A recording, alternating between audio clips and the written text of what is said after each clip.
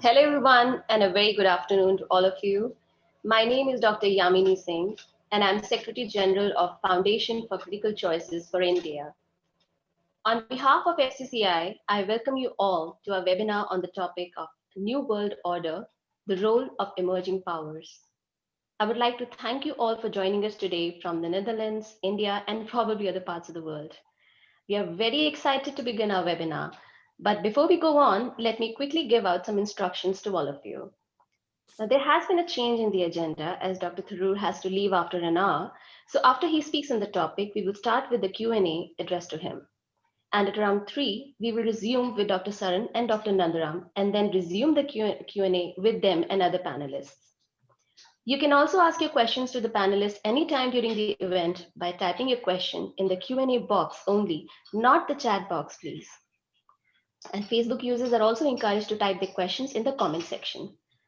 The moderators, that is myself and Ms. Suman Korunhoff, will pose the submitted questions to the panelists, and we will do our best to accommodate as many questions as possible. Now, I would like to invite Dr. Pramod Agrawal, Vice President of FCCI, to please give us a short introduction of FCCI and the topic of our webinar. Dr. Pramod Agrawal now. So good afternoon and good evening to all our esteemed speaker, panelists, guest participants from the Netherlands, India, and other part of the world. I'm delighted to welcome each of you on behalf of the President of the Foundation, Mr. Jasbir Singh, and also on behalf of the Foundation as a whole. He's with us, Mr. Jasbir Singh, throughout this very special webinar. He will address us toward the end of us and with concluding remarks. Foundation for Critical Choices for India is the oldest think tank of overseas Indians in the world. FCCI is a focal point of initiating, implementing studies and programs on issues of strategic importance to India in social, economic field by mobilizing the resources of non-resident Indians, person of Indian origin. I'm pleased to mention that the foundation has reached its 40th anniversary Jubilee milestone in 2020. And since its inception in 1980, FCCI has organized over 100 seminars, international conferences, several policy papers addressing critical issues concerning India. FCCI, together with the Foundation for European Diaspora in Europe, was instrumental in organizing 9 international diaspora conferences, including many Pravasi Bharatiya Divas in 2009. These events were organized in the Netherlands, United Kingdoms, and India over these 40 years. Because of the limitation of time, I would not able to show all the list of events. However, these are available on our website or could be requested as a PDF file. The FCCI has contributed amply in shaping, influencing Indian policies concerning Indian diaspora, such as our work in the area of dual nationality, including PIO, OCI card, voting rights for NRIs, free movements of NRI within European Union. On this issue, we made petition to Indian Parliament and we appeared before the petition committee of Rajya Sabha, of which exclusive 93-page document was also produced by Rajya Sabha. FCCI was instrumental in the birth of internationally recognized GOPIO, Global Organization of People of Indian Origin. It is very well-known organization today worldwide in 1989. Over these years, FCCI addressed several critical issues facing India.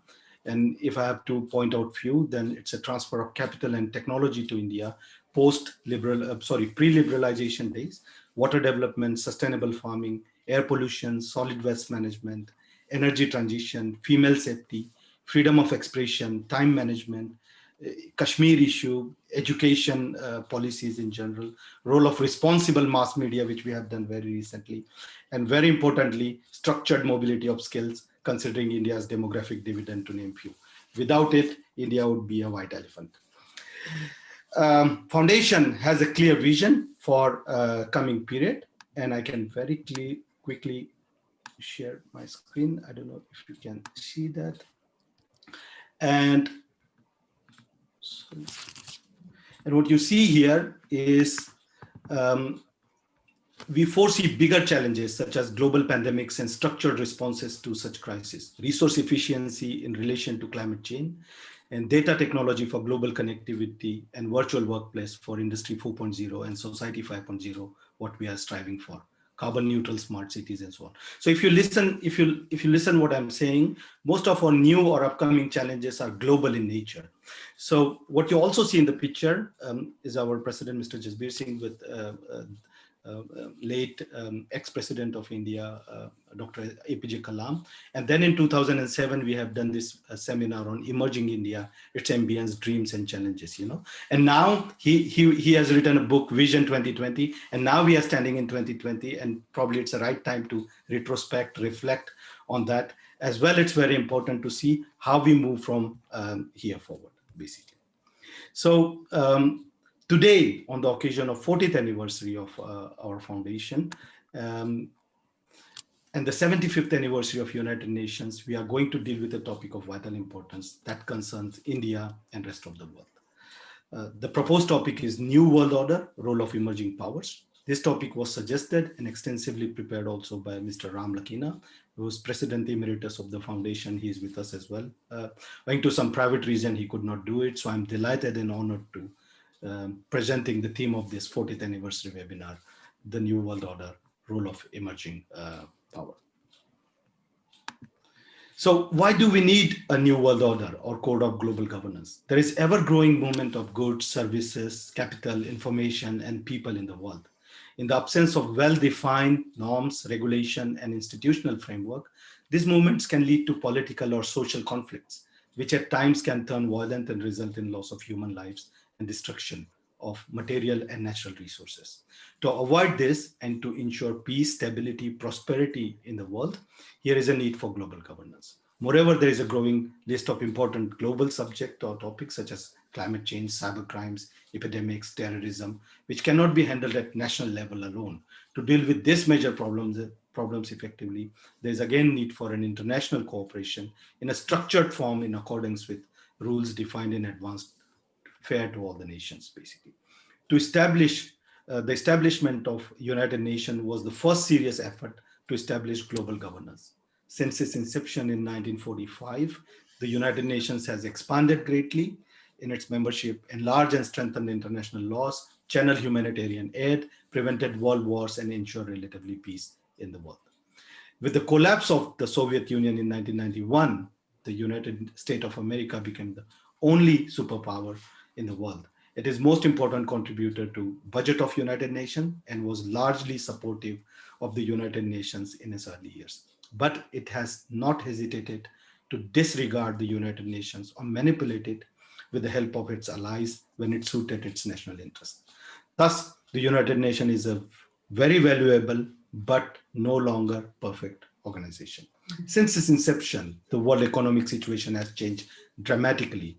By 1945, USA had become the dominant economic power with, let's say, 25% share of the world GDP. And for next 40 years, economic power was concentrated in hands of America and its major allies. For example, United Nations Security Council's veto power of 5 permanent members, so-called P5, US, China, Russia, France, UK, to veto any substantive resolution. The veto power is controversial as it effectively prevents UN action against the permanent member and its allies. Rather, no substantive change in accordance with UN is possible if any of the 5 countries do not feel so, even though it's affect them directly or indirectly. The economic power has steadily started moving primarily to China, India, and I call E7 emerging market countries. The PwC also came up with, E7 was half of G7, now equal to G7 and will be double to G7. So countries such as Brazil, Mexico, Indonesia, Turkey, and China has become the second largest economy in the world next to USA. Indian economy has now expanded greatly since 1991 and has surpassed many European economies to become the top 5 in the world. These 2 countries, China and India, are likely to expand further during the next 10 to 15 years to become the top 3 economies in the world. And global growth in now, if you try to extrapolate it for next 20, 30 years, will be powered by many of the emerging countries, or so-called emerging market, or now in a context of today's webinar, we can also call it emerging powers, basically.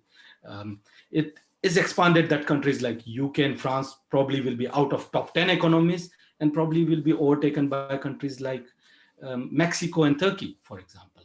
Other emerging countries, including very unknown names like Nigeria, Philippines, Vietnam, South Africa, are also getting more and more importance in terms of because of their economic power, which is growing.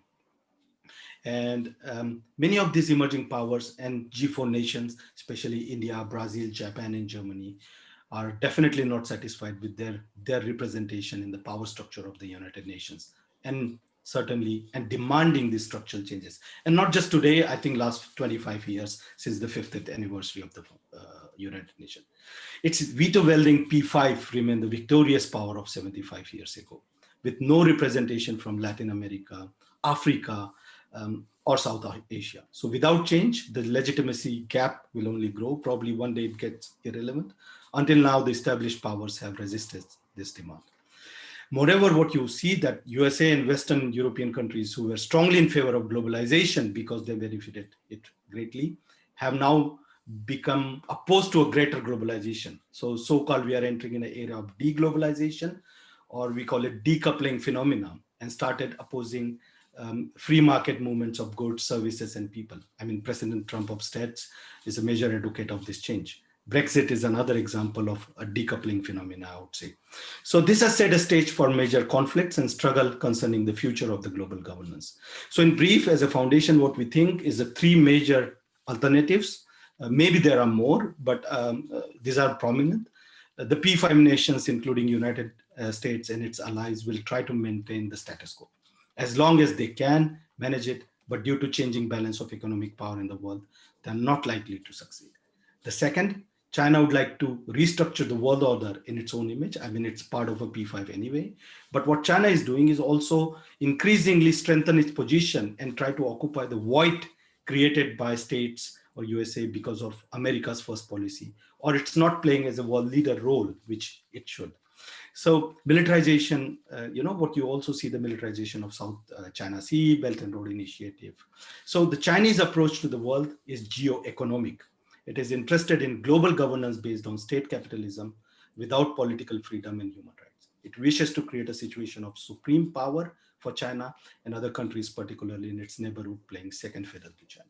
Due to declining American interest and presence in Asia, many small countries in China's neighborhood are afraid of China and are looking for alternative model for global governance. Australia and Japan are not so small or economically weak, but they are also seriously concerned about growing Chinese power. What you also see yesterday, the statement from Minister Jaishankar talking about the situation at LAC. America visualized possibilities for serious conflict with China in the future. These countries are committed to their democratic way of life and their basic values of political freedom and human rights.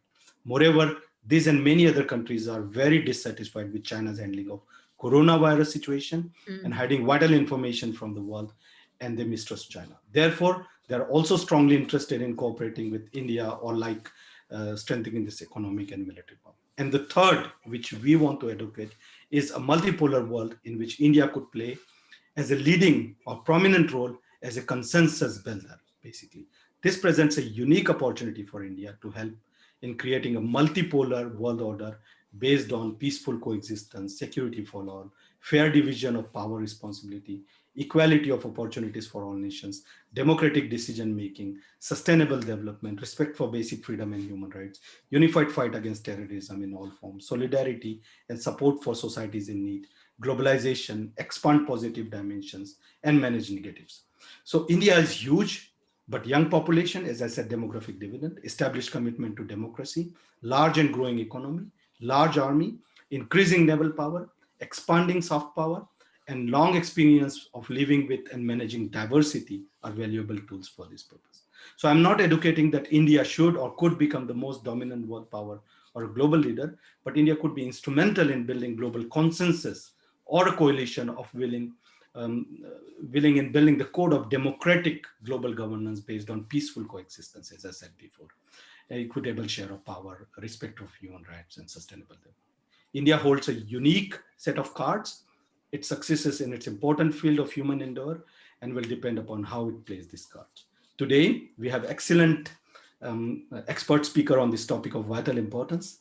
They will address the topic by bringing their own views and perspective. Within the scope of this webinar, if possible, we should strive to get a sort of a roadmap, an action list for democratic India to become inclusive world leader and a consensus builder that represent pluralistic society which values the multicultural multilateralism. So not this India, but I think we are looking for this India, basically. So as mentioned earlier, there are other emerging powers, because we said the role of emerging powers, not just India and China. And some of them have ambition to play a crucial role in the new world order. A bigger question is then, how can India unite these emerging powers to reach a common goal of multilateral and pluralistic new world order? Thank you very much for your attention. Thank you very much for listening patiently. I To save time, maybe I can do that. Now I would like to probably invite His Excellency Mr. Venu Rajamoni, Indian Ambassador to the Netherlands. He's a career diplomat and author of several books, including one, my favorite recently, which I have also attended it, India and the Netherlands, Past, Present, and Future. Mr. Rajamoni, the virtual floor is yours. Thank you. Thank you, Pramod. Good afternoon, friends in Europe. Good evening, friends in India, and hello to others, whichever country they are in. A special word of welcome, a very warm welcome to Dr. Shashi Tharoor and Samir Saran, both of whom I consider my friends from long time back. We would have loved to have both of you here in the Netherlands physically, but we are delighted at least to have you virtually participate in this webinar. My compliments goes to FCCI for having organized this event. I understand the registration has gone up to 400, and I hope most of them have already joined this discussion by now. This is a record number. I think ever since I came here as ambassador 3.5 years back, I have not seen an event of the FCCI with such a wonderful panel of speakers, as well as such a large audience. So compliments to FCCI, its leadership, and keep up the effort. Let us have more such events. Let's have more such discussions. Pramod just now gave an outline of his views, FCCI's views on the New World Order. We are waiting to hear Dr. Shashi Tharoor and Samir Saran on this subject. What I thought I would do very briefly is to try and bring all the issues that will be discussed today a little closer to us here in Europe, to the audience here in Europe, especially the Indian diaspora, the NRIs, and the persons of Indian origin. So the first issue I would like to flag is, what is the context? We are in the midst of a pandemic. All of us know, most of us are bound to our homes. We are scared of this invisible virus, which has come all the way from China and has now virtually shut down the whole world, which has affected the whole world. Populations that I do not know of any country. Some countries have managed it better, but no country has escaped it.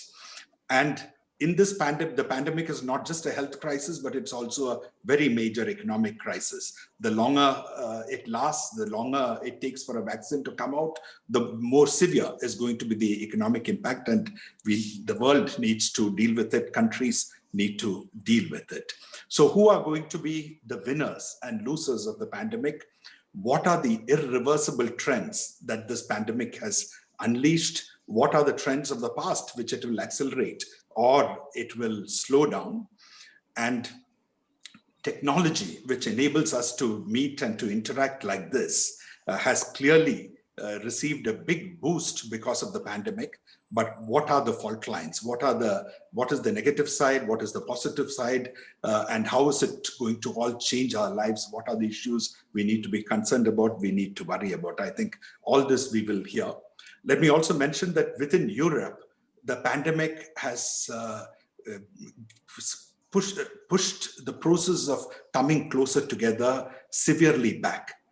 In many ways, the European Union failed to forge a united response to the pandemic. All of us who live here in the Netherlands now know the advantages of free travel and access to Germany, to Belgium, and to all other countries of Europe. And all of this has collapsed in the midst of the pandemic. Each country has waged a free-for-all, scrambling for PPE, scrambling for vaccines, scrambling for medicines. Some countries have expropriated industries belonging to other European Union members, and the whole discussion on how there should be collective support for countries worst affected has been very bitter and resulted in a lot of ill will amongst countries of the European Union. And this impact of the pandemic comes on top of Brexit, which we all know about, which has also created fissures within the European Union in many ways, which has led to far-right movements in different parts of Europe, including Netherlands, to talk about also leaving European Union, and also the impact of different countries taking different positions in their policy towards China. What approach should be taken to China today is an issue which divides countries of European Union. There is no single voice. So European Union in many times is already in a bit of a crisis and in doldrums, and the pandemic has affected it severely. The second most important element which is in part of today's context is the US elections, which is a few weeks away. What will the American people decide? One of the most disruptive forces in recent times in the world has been the US, has been President Trump, through his announcements, through his actions, through many of the policies which he took, which has taken the rest of the world by surprise. So how will the US change post-elections? Will it be more of the same? Will it be a new leader, new policies? And how is it going to, once again, during President Trump's tenure, we have seen how America impacts on the world. What will be the future of the US leadership in the world and its role vis-a-vis other countries? And one of the winners of the pandemic in geopolitical terms has clearly been China. Geoeconomic terms has been China, because already recovery is well underway in China. Where is US-China conflict headed? This is an important issue which we must keep in mind, because ultimately Netherlands is a country which is being squeezed by these two major powers. And similarly, India too faces several pressures from both sides, not to mention tensions on our border. Where is all this going to lead are issues which are going to concern everyone in the world.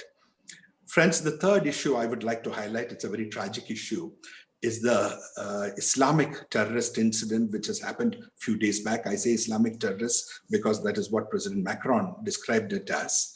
The incident of beheading of a school teacher a few days back in France because of an incident involving cartoons of Prophet Muhammad, which it is alleged that he showed his students. This sad incident brings to everyone in Europe's minds how close terrorism is, how much violence and conflict still exists in society, how difficult is the task of integrating minorities in an increasingly plural Europe, and how a right balance needs to be found between freedom of speech and expression and incidents which can lead to more violence within society. Here in the Netherlands, there have been incidents in Amsterdam, there have been incidents in Utrecht, there have been incidents in Hague, which have also involved similar stabbings or violence of various kinds. There have been murders of some important people in society. So Europe can no longer remain complicit and think that problems like terrorism are far away, problems involving integration of minorities are far away, and how to find a new balance in their liberal values with the realities of the existing world is a challenge every country faces today. And this, I'm sure, are issues which will be discussed later by both Shashi and Samir. Friends, let me flag the issue of climate change. The very word Netherlands talks about water and describes how the country is predominantly underwater. But we all who live here face the reality of climate change every day. We know the summers are getting longer and longer.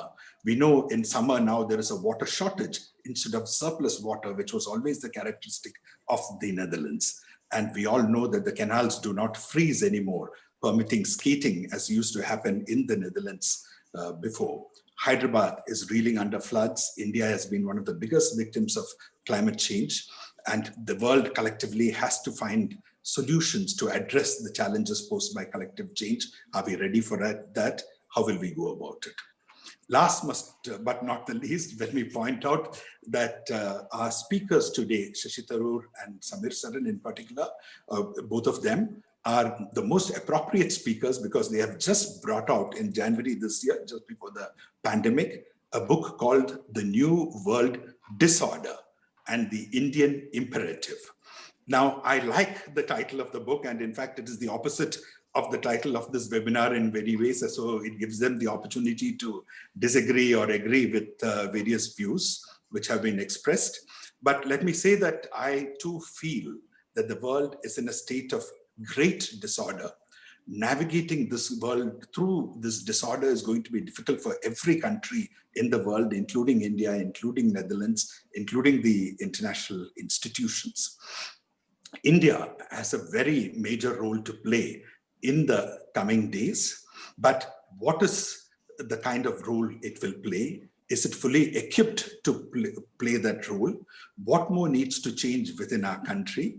What do we need to do abroad? Are the values that we have espoused, are the strategies that we have followed the right strategies? And what is the new world that can emerge or that we would like to create through this disorder? I think these are all very important issues which will be addressed today. Friends, I describe all this in detail because I would like to emphasize to friends from the Indian diaspora, to all those listening here, that it is not sufficient for members of the diaspora to merely remain witnesses or observers of all that is going on. You must become active participants. The people from India who live abroad, who are citizens of different countries, but who maintain an interest in India, can play a very important role in not just bridging the two countries together and their societies, but also working with people in India in building of a new world order. You can be catalysts for change in the societies you live in. You can take an active part in the democratic politics of the countries you live in. And equally, you can participate in the dialogue and discussion across the world, which is aimed at building a new world order, or which will bring order out of the chaos, out of the disorder that we see today, and in bringing to India an assured place on the high table, which it richly deserves, but a place which is based on the values and the convictions that we as a nation have always believed in. Friends, let me proceed to the task of introducing the speakers today. Both of them, Shashi and Samir Saran in particular, do not need a special introduction. Shashi was Undersecretary General of the United Nations. After a long diplomatic career in the United Nations, he joined politics in India. He has been elected Member of Parliament 3 times. He was former Minister for Minister of State for External Affairs, as well as Minister of State for Human Resource Development. Shashi is a well-known author, having written over 21 books. And Shashi, recently I heard him talk in a television discussion and say that I would be an ex-MP at some point of time. I'm already an ex-minister, but the one thing I will not become is an ex-writer. And what I value most is my contribution to writing the books that I've written. So Shashi, it's a great pleasure to have you here. Shashi is not just an ordinary politician, he's a thinking politician, he's a writing politician, and is prolific in his contribution to intellectual debate within India and abroad. Samir Saran, the president of Observer Research Foundation, has made immense contributions in converting what was a young and a small think tank in Delhi into one of Asia's most influential think tanks. He himself is the author of over 10 books. He's a specialist in large number of areas. Just recently, he chaired what is known as Sci-Fi, India's largest debate on cyber-related issues, on security, on society. Samir Saran has co-authored with Shashi the current book, which I had described earlier. I would urge all of you to buy the book and to read the book. And I welcome Samir Saran to this discussion. It is a great pleasure to have Observer Research Foundation on board this event. And third and most important, Dr. Sharda Nandaram, who's a female representative on the panel, who is one of our local stars, let me say. She holds a chair on spirituality and business at the Free University of Amsterdam. She's originally associated with the Nyenrode Business University. She's a third generation Indian. Her grandfather migrated from Rajasthan to Suriname, and then the family moved from Suriname to the Netherlands. She is very visible here in the Netherlands, and she's an active participant in all discussions and debates. Sharda, it's wonderful to have you as part of this event. Ladies and gentlemen, with these few words, I conclude this small speech of mine. I'm very glad that the organizers invited me to inaugurate this event. So I declare this event inaugurated hereby and hand over the virtual floor back to Pramod. Thank you very much. No, thank you. But I think the virtual floor is to our new moderators, Yamini and Sumanji. Please. Thank you, Ji. Thank you, Ambassador Rajamani, for your few words, as you put it, putting our webinar into context and for a good introduction of all our speakers. Let me immediately give the virtual stage to Dr. Tharoor. Please, the stage is yours. Thank you very much. And I was delighted to hear my good and old friend, Venu Rajamani, who spoke so eloquently about the big issues confronting this seminar. And I'd like to thank the Foundation for Critical Choices in India and its Vice President, Dr. Pramod Agarwal, for the very detailed and comprehensive opening. First of all, the Foundation for actually getting us all together to discuss this very important issue. And secondly, I think Dr. Agarwal left us very little to say because he was very able summary of the main issues before us.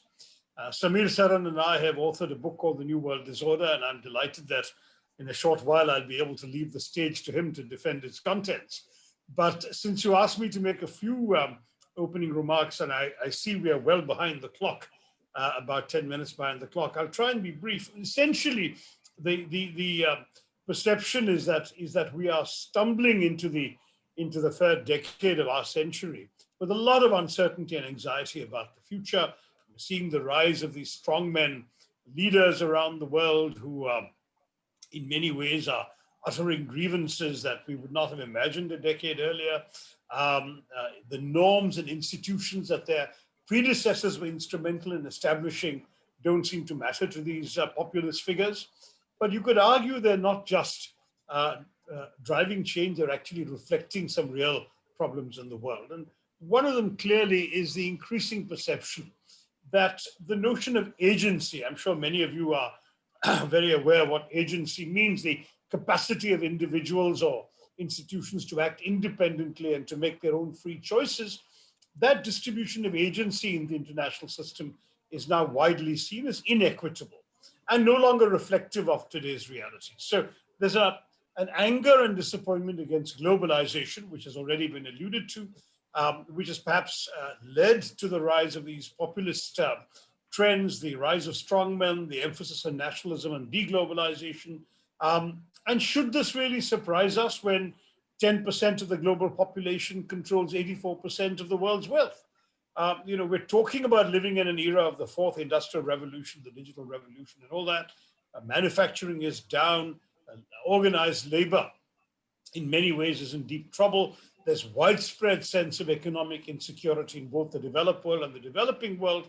And at the same time, since the structures of the international system were put in place in 1945, the emerging powers in the world system have moved very much from the periphery to the center of global discourse and global responsibility. They have a legitimate and increasingly voluble desire to share power and responsibility in the global system.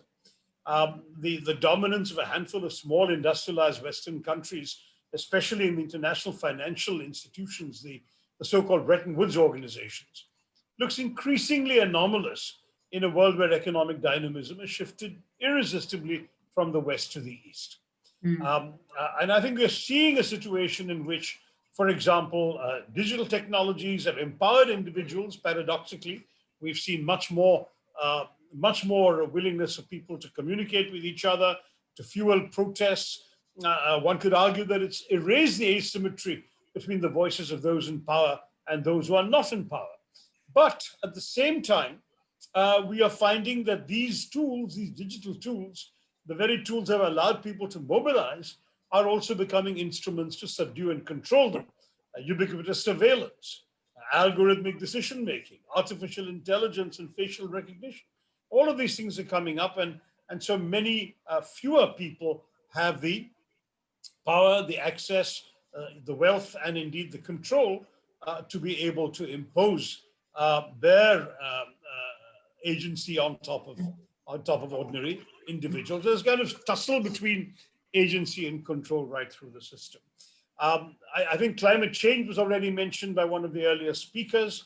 There's no question that it's one of two examples of the fracturing of the international community's capacity for collective action, the other being the current COVID pandemic. If you look at climate change, everyone has been saying that 2020 should be the crucial decade for climate action.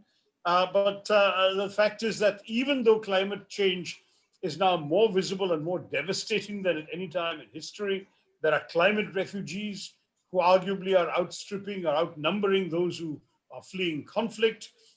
Many of us, including states, including businesses, including farmers, including individuals, are at war with their own environment.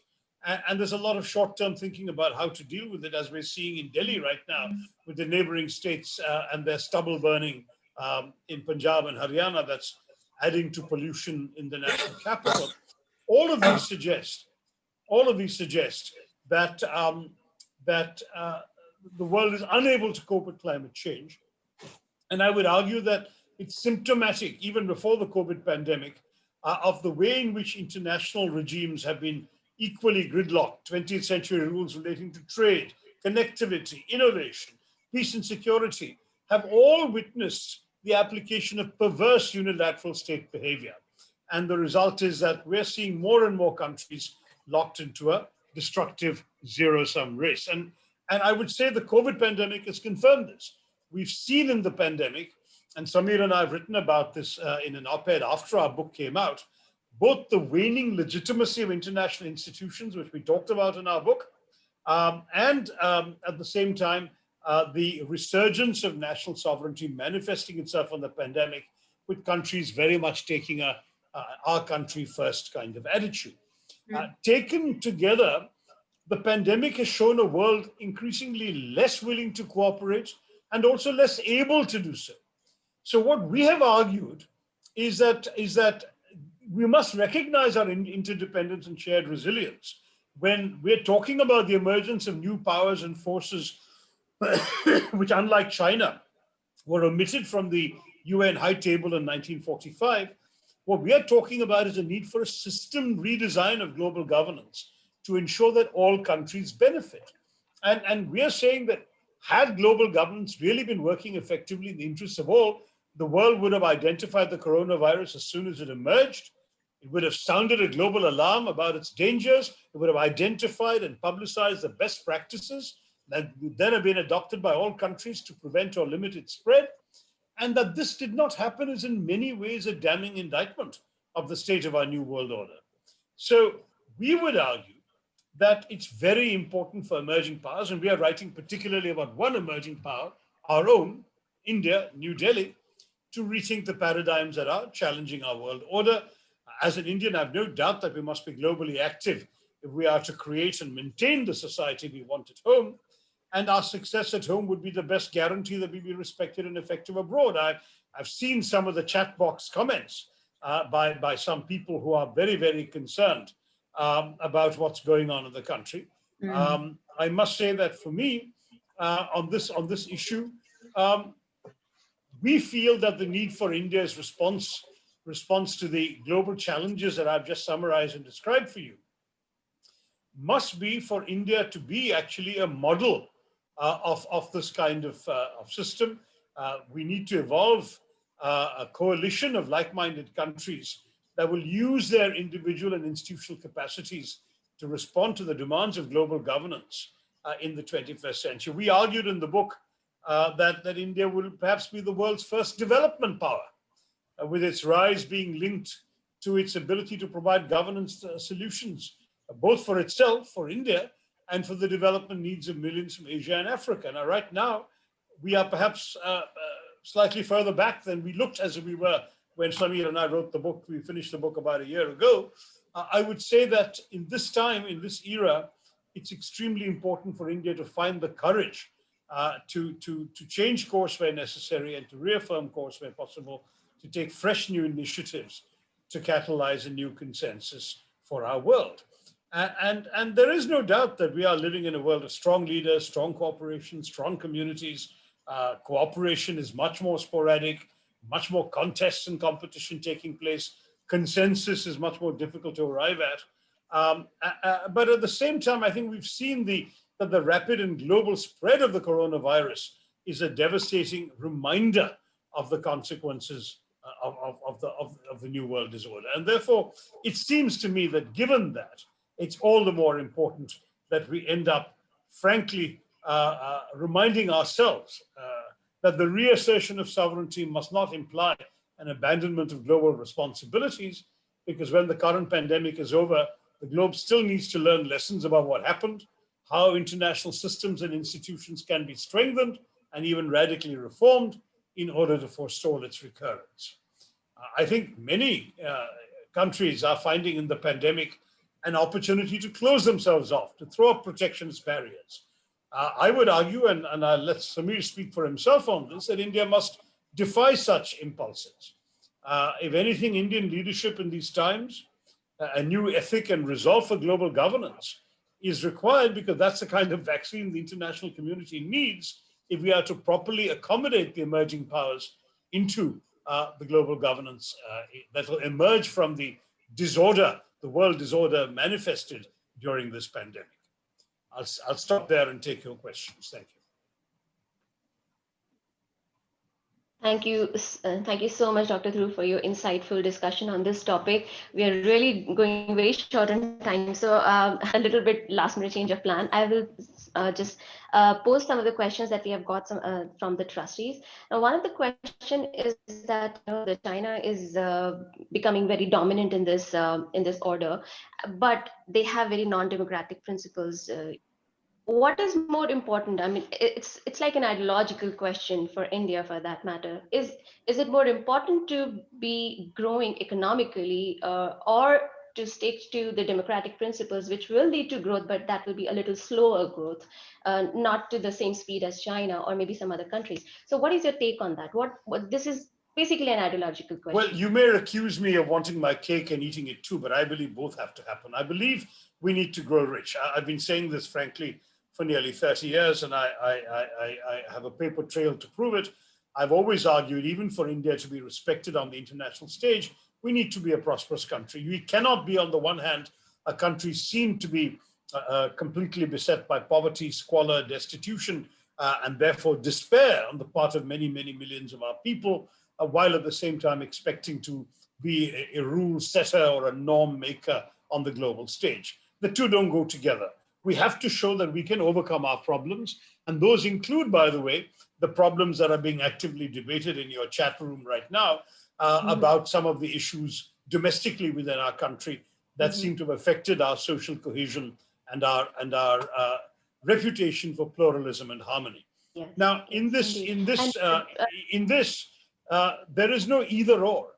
You have to grow. You have to overcome your internal problems, and you have to grow. And if you grow and you preserve, therefore, the essence of what makes you an attractive country to the world, by default, people will come to you wanting you to take a lead on many things. See, I don't think that India, when it fulfills its true potential, will need to sell itself. Right now, we haven't got there yet. Okay. Can I very quickly just add something, because I think it's important as a co-author of Shashi to highlight this. I think when we were writing with a degree of optimism and passion about the role of India to shape the 21st century, one of the assumptions of that proposition was that India is largely going to succeed in its domestic political, social, and economic projects. I think that was a precondition for India to be a global actor. I do not believe that an India which is at war with itself, and by the way, I'm not suggesting it is, but I'm saying that if some people are suggesting that we can be a divided nation and a strong international actor, it's not going to happen. India will need to be a country that is true to its promise of resolving its socio-economic domestic Mhm. issues, and setting a model which is different to the Chinese and which is different to the Atlantic system, which is uniquely Indian, and which is attractive. And you cannot be attractive unless there is something worth, something that inspires others to choose parts of your story and journey. So I think our book is not a book that suggests India is the model. Our book is, in fact, we are egging on India to get on with its act and put together a model that becomes attractive to others. So we are not at all suggesting in this particular book that what we have is sellable. What we are saying is that there are signs and there is evidence and there is a historical journey which tells us that we could put together an India model, which could perhaps be the middle ground, where the left and the right and the north and the south and the righteous and the valiant can all work together to put together a world order that the 21st century needs and deserves. Okay, okay, that's interesting. Okay. Simanji, do you have any other question? Yes, I do actually. There is another question coming in, and that is about the rising nationalism, both domestically and internationally. How will this affect the building consensus for such a new world order? How that is affected, Well, Dr. Tharoor? well, I mean, this is one of the themes of our book, so we encourage friends to read it. There is simply no doubt that if you are talking about a world order or even a disorder, by definition, you're talking about global systems where Yeah. countries cooperate, where there are rules of the road that every country follows. What we're seeing with the increasing assertion of sovereignty, when Trump says America first, or Modi says India first, or all these countries say that their own national interest is all that dictates them. I'm not saying that governments before never had their national interests. Of course they did. But they also saw the larger wisdom of collaborating with each other, sacrificing a little bit of their interests in order to ensure that the benefits of collective cooperation help them as well as others, helped all of humanity. That spirit, which was forged after the horrendous first 45 years of the 20th century, when you had two world wars, you had countless civil wars, mass expulsions of populations, the horrors of the Holocaust and Hiroshima, all of that happened. And then the world statesman of the mid-40s said, never again, Baba, let's try and create something that will prevent all this from happening.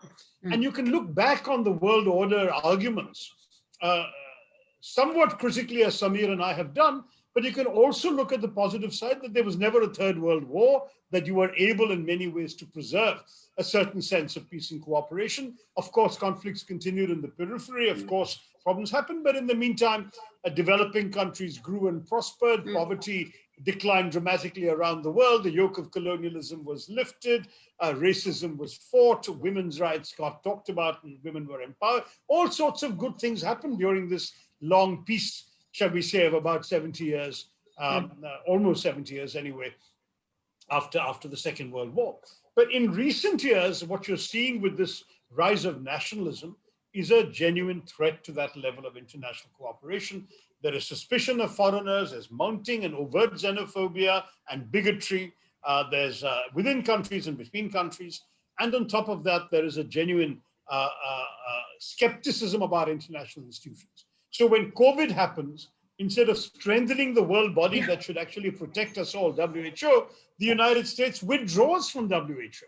So where is the all reflex action that you must actually strengthen the international institutions that keep us all functioning effectively together? That's being replaced by this sort of hyper-national response saying we can do a better job of taking care of ourselves. Now, the way in which the rich countries are all trying to grab supplies of the vaccine, the COVID vaccine, for their own people. Where is the sense of international solidarity and responsibility that we've talked about for decades? So there are some real questions. And I think the answer to the question you posed is, this is genuinely a real threat and a real challenge to the international norms and international cooperation that we would like to see. And what we are arguing in our book is that there is a disorder, and this disorder must be dealt with by creating, through a new redesign, a new world order that will actually be far more equitable and representative than the one which is today being resented and challenged. Yes. I see some questions. Yeah, I would like to ask one question on the behalf of someone. So, what are the USPs, or what do you think are the special points that India has? What are the unique cards that India has that it can Mm. play to have a part in this world order? Well, I think we have a rather large number of cards, I'm very pleased to say. Everything from cyberspace to outer space. We have a capacity, we have the resources, we have the technology, we have the human capability, intellectual and technological capability to actually be amongst the half a dozen countries qualified to set rules and develop norms in this area. As for peace and security, we've been a major contributor to peacekeeping operations of the United Nations system. As for climate change, we are leading the International Solar Alliance, and frankly, we have our own problems, severe problems. But if we don't solve them, the world's problems don't get solved when it comes to climate change. So if you're looking at examples of all of these things, India has something to contribute right across the board.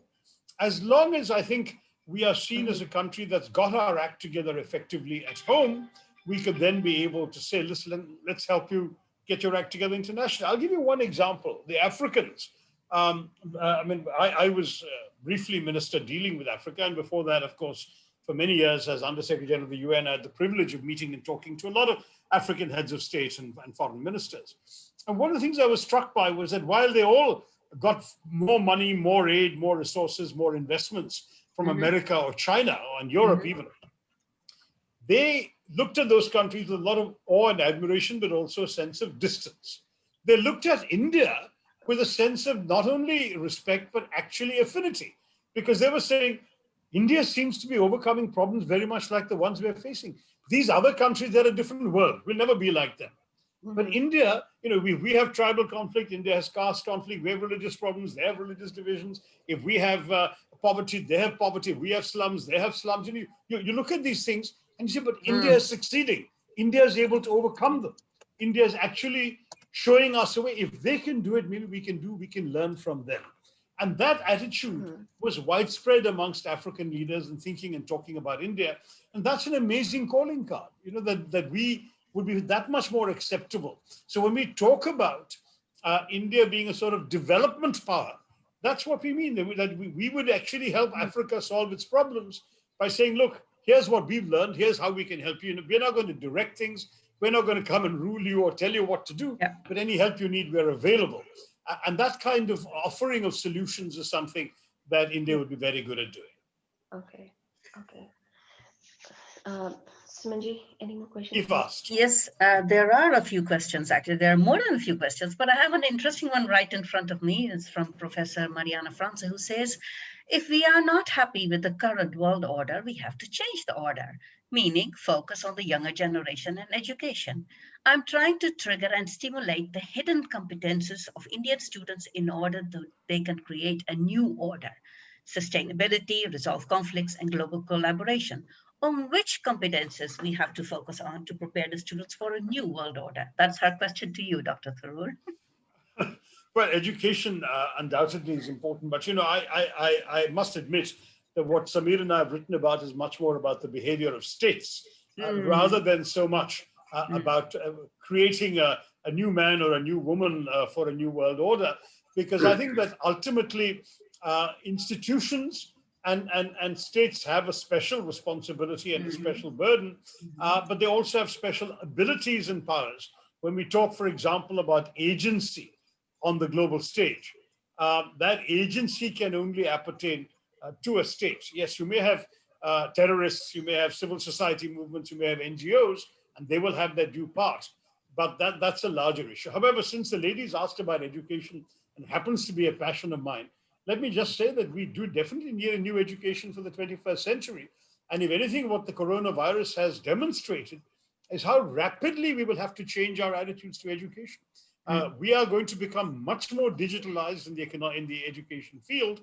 And at the same time, we are seeing the challenges. I don't know how many of you watching and listening are parents of school-going kids. But I have, for example, a niece with a 7-year-old who is in despair because this very bright student finds it incredibly boring to be staring at a screen all day long.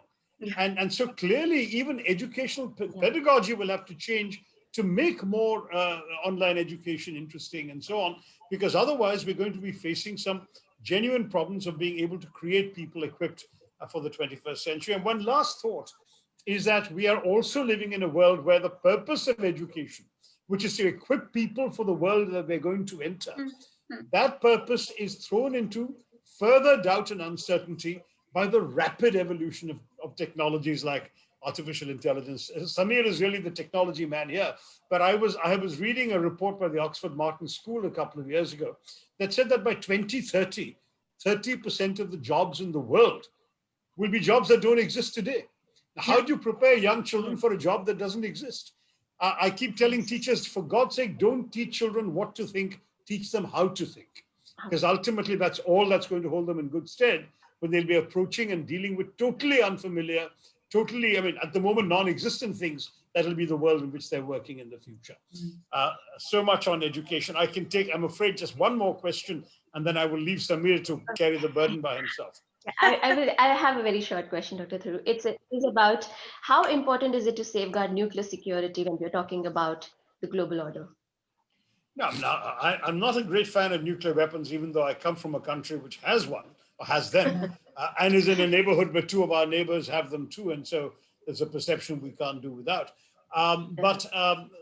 You know, it's a peculiar thing. On the one hand, one could argue that that nuclear weapons really are a major threat because they can annihilate entire populations, destroy the environment, destroy ecosystems, and really do an enormous amount of damage to humanity and the human race. But it's also paradoxically true that the world has never seemed safer because of people possessing nuclear weapons and being unwilling to use them. What's interesting is that when there were no such things, countries seemed to resort to violence and warfare with much greater impunity.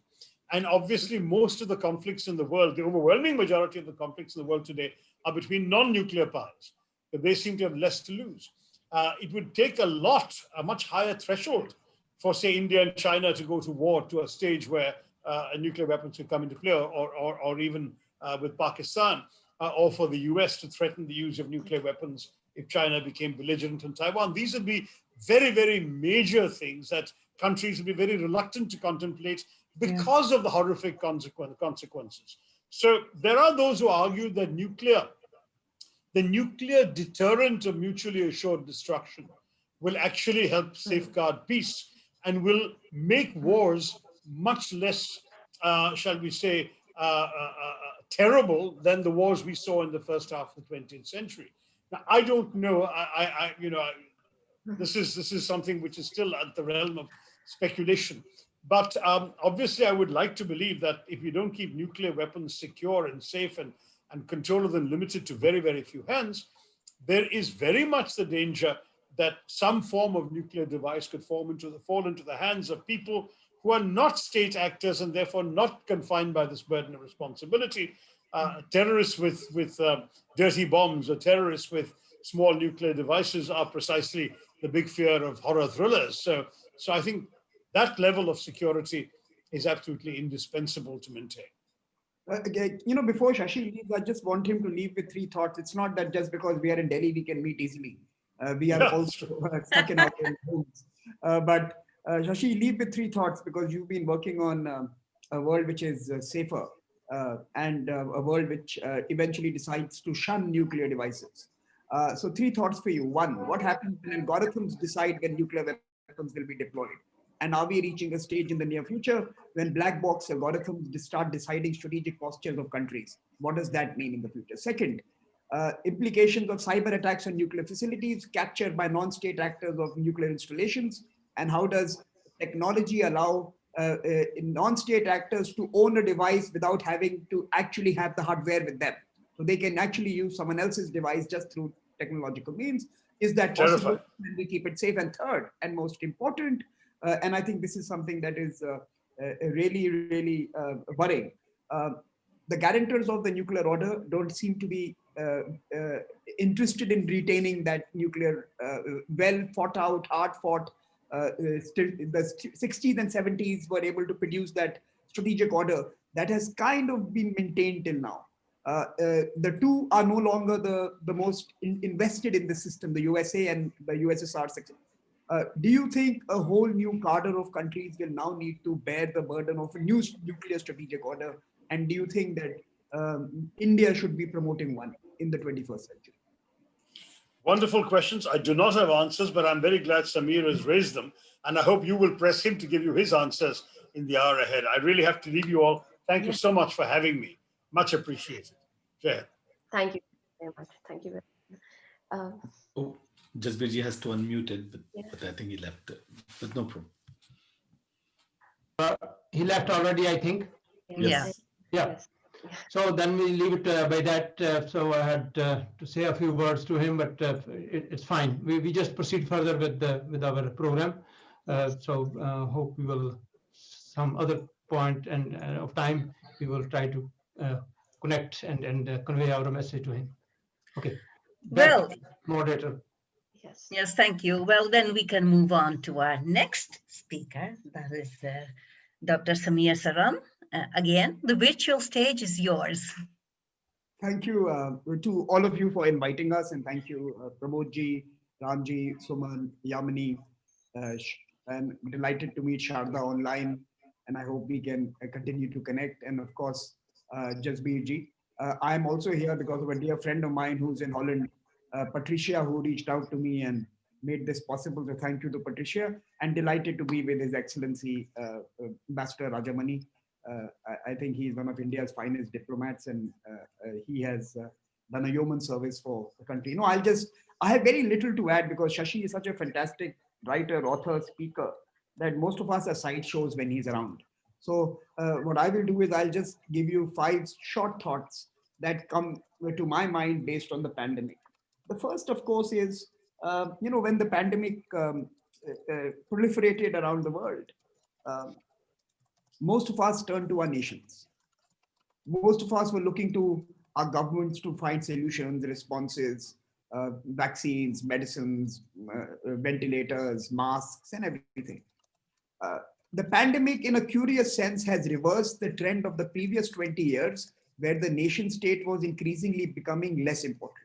In the last 6 months, the nation state is more important than anyone else, and any other institution and any other political unit.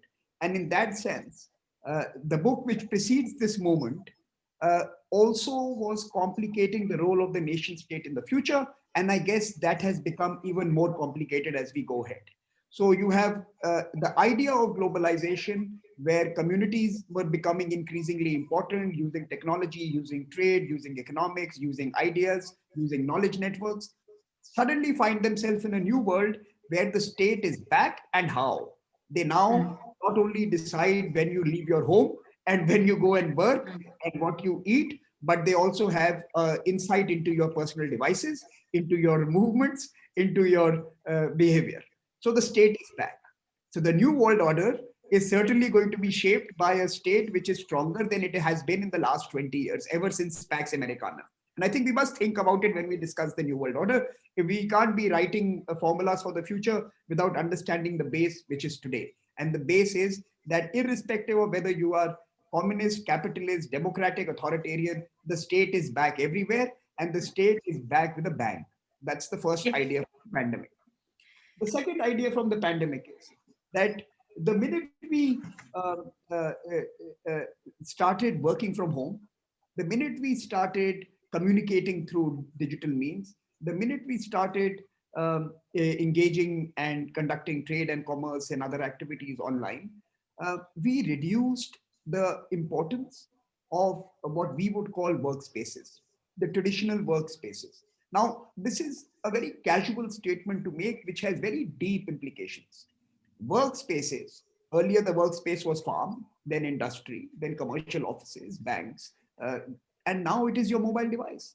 Now, please understand, every time workspaces has changed, the politics has changed. When you had farmers who used to dominate the world, land and the farm politics used to define the king and the kingdom and the strength of the monarch. When you had industry, you had a very different kind of politics that emerged. You had the unions, you had the bourgeois, you had the capitalists, you had the mercantilists, and a whole trading system of Europe was built in the second and third industrial revolution, which you embrace even today. It was built based on workspaces and the politics that emerged. The role of gender came through workspaces. Many of our assumptions of today's society come from workspaces. Now, it is easy to say our workspace has changed, but we have to think deeper to understand the implications of workspaces on our politics and therefore on the world order of tomorrow. When workspaces are unimportant, when technology can replace humans, when people can integrate through other means, when we are more attached to our community in Netherlands than to our neighbor in New Delhi where I live, what does that do to the world order? So I think the physical distancing to our sociological selves is something we need to think about. Social distancing is only one phenomenon. We are going through a much massive transformation, and I don't think enough social science attention is being paid to what is happening here. That's the second story that comes out of the pandemic.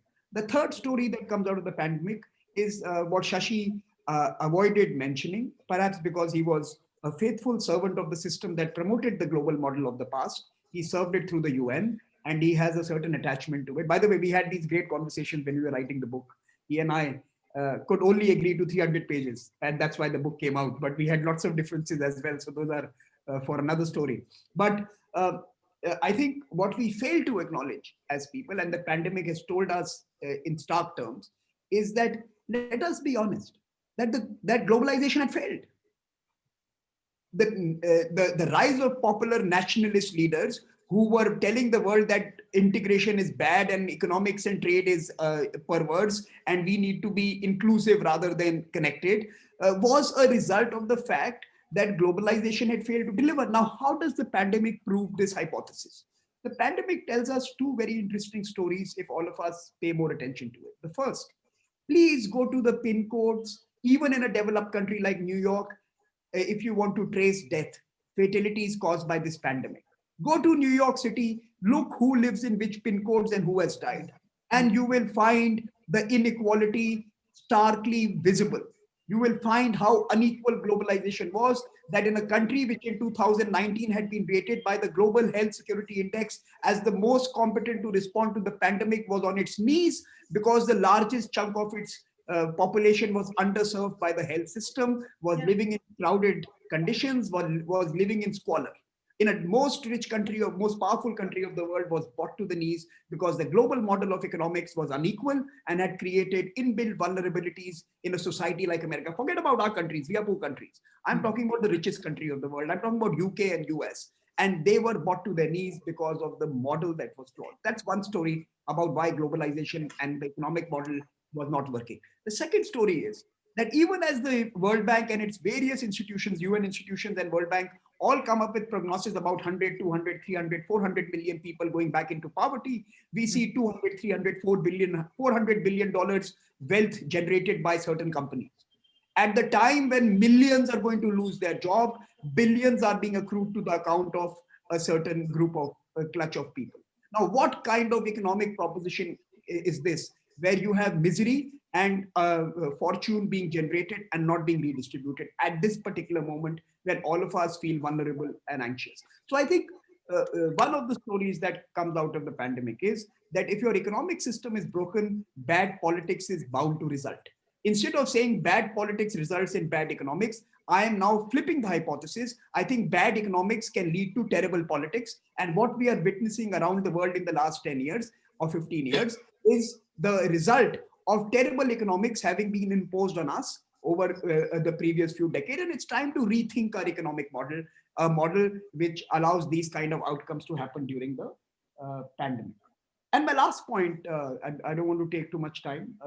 I want to hear from Professor Sharda Nandaram. So, and the last point I want to make is on the question of climate change. This is something that we have dealt with in the book, and I feel passionate about because some years ago I had done my PhD on this particular subject and with a focus on India. Now, the climate debate is actually symptomatic of the failure of global governance again over the last 70 years. It is a story of how citizen interests were subverted to allow corporate for profits at one level. At one level, it's about corporate greed, choosing certain models for making large amount of money. At another level, it is about large companies dominating smaller nation interests. Look at the small island states and how they have been ignored. You know, when we proudly say we have agreed to a Paris Agreement of limiting temperature rise by 2 degrees, and even if we were to increase our ambition and make it 1.5 degrees, the fact is many coastal communities will die. We have decided as a community to allow a few 100 million people to disappear in the next 3 to 4 or 5 decades because we have, as big countries, ignored the individual. So at some level, it is big countries dominating, or the rich countries dominating the smaller countries. At some level, it's profit and greed. At some level, it's human stories. And I think the human stories are what is missing from the climate debate. We have made it into an economic and efficiency argument, and we have created human misery as an externality that need not be priced. Now, if we were able to induce human well-being into the climate debate, the responses may be different. Let me give you an example. Now, very few people in Europe realize that on a per capita basis, India spends nearly 3 times or 2.5 times more than US does on renewable energy. Every Indian on a per capita basis spends 2.5 times more of his personal income than an American does. And I think this is an important figure, that a poor country is trying to spend more on renewable energy while the largest country wants to remain outside the Paris Agreement. Now let's look at people who have signed on to the Paris Agreement. Other than Germany and a couple of other countries, including Netherlands and UK and some others, you will find most European countries are very similar to US in their profile, in their performance. And I think that is also a story, that the EU as a whole hides the story of many countries within the EU. Now, again, the macro hides the micro. And you have to see many rich countries really do not see climate as an issue that requires a national endeavor. And China and Japan. Again, you will find that India is outperforming both those countries if you measure renewable energy on a per capita basis. So I think we have to go into the human level to start understanding how are we responding, because at the end of the day, we will have to limit human emissions to under 2 tons per capita. I think that is the formula that we all have to achieve. And therefore, humans become important to the climate story. The climate story for me, in the bottom line, and I'm ending here, is a story of why global governance failed. We took the debate to the 40,000 feet level, and we removed localities and societies from the debate completely. It became a conversation amongst bureaucrats and diplomats, and no, I don't want to be disrespectful to Ambassador Rajamani, but it became a story of diplomats and diplomacy and how well we debated and argued and won positions, rather than about the planetary challenge of saving communities, saving culture, saving cities, saving people. And I think the climate debate was shaped in the wrong way. It was always a power debate and not about planets. I think that debate has to be reversed, and that's my final. Oh, that is quite something you mentioned. There's so many different points. I think everybody should just hold on to the questions, because I see questions coming in while we move on to our next speaker, and that is Professor Sharda Nandaram, so that after that we can take the questions. Professor Nandaram, the floor is yours. Namaskar to everyone. And good afternoon here, good evening in India. And thanks to the organizers, the FCCI, for inviting me to this platform. Congratulations with your anniversary. Thanks to the speakers for sharing their views on the theme of today, the New World Order, with the subtitle, Role of Emerging Powers.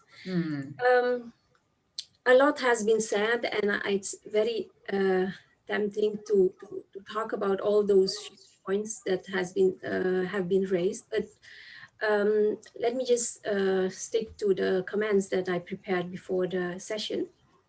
There are 3 comments, and I propose a direction. One comment is regarding the title, the New Order or Disorder and Emerging Powers.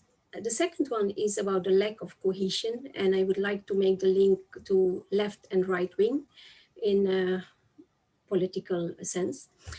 And the third one is whether we should only focus on the role of emerging countries, or encourage a more active role of women, not only in emerging countries, but all over the world. And the direction that I would like to talk about is integrativeness, and within that, the ability of samanvaya of the leaders. So let me go to my first comment. We cannot deny that we live in a highly FUCA world. FUCA stands for volatility, uncertainty, complexity, and ambiguity. And His Excellency Ambassador already talked about the context we are living in. So a lot of FUCA has been talked about. But in such times, people need an anchor. And this anchor is needed more than before. Politicians, leaders, and media are the main sources of information that influence our behavior across the globe. Therefore, I would say that we need to choose proper language. And what we see today is a wrongly chosen word creates a lot of polarization. So because we tend to take words very literally and we forget the spirit behind the words. So this seems to be not only the case in India, but everywhere. So allow me first to say a few words about the title of the team. I looked up the term order in the etymology dictionary, and it says it was born around the year 1200, and it refers to body of persons living under a religious discipline. It is derived from a French word, and it's about rules, regulations, religious order, position. I also looked up the word power, and it is also derived from another word, and it relates to strength, vigor, but especially battle, control, military force, army, command, control, dominion. So my view is that people do not want control, rank, regulations. All such words create some associations such as fear, war, opposition, competition. And if I listen to all the speakers, actually they are talking about cohesion. So these words, competition, opposition, war, they come from a war-centric, mechanistic worldview of controlling others. And the current status of the world is such that, to my opinion, these types of associations should be avoided as they create more polarization. A second reason is that people are too intelligent naturally, and therefore they do not need to be controlled, actually. So they just need some space to be intelligent and resource what it means to be a human being. So I suggest we find some better words so that we can connect to more people. Then let me move on to my second comment. And at the same time, I understand that you are talking about how to move in the current world context. And the sentiment that has been raised in this gathering is that India is one of the emerging powers. And from an economic lens, it could be very interesting to take the lead. And additionally, there is a lens arguing that maybe India should claim this leadership position as it is the biggest democracy. One can ask, is that possible, seeing the current situation of polarization across the globe and particularly in India, since we're talking about India here? I think a good examination is required to understand the polarization. And I think this is a topic for more research. But what I have understood from the current state of affairs in India is that there is a bipolar political environment. This means there is a right wing and there is a left wing, which we also see, of course, in many countries in the world. And there are two alliances. The first one is the International Democrat Union, which is for the right wing. And the second one is the Progressive Alliance, which is for the left wing. It is not a secret that the Congress Party has joined this left-wing Progressive Alliance in 2012-13, and the BJP joined the right-wing Democrat Union in 2016. So have the consequences of these associations been studied? one can argue whether this was a good thing to do. A country which hosts so many various traditions, so many ways of living, can it be expressed in left and right wing? So the problem arises when opinions get the shape of either pro-government or anti-government. And according to me, such dichotomy further weakens societies because the right wing will justify even wrong policies of government and the left wing will critique even correct policies of the government. It just becomes a power play.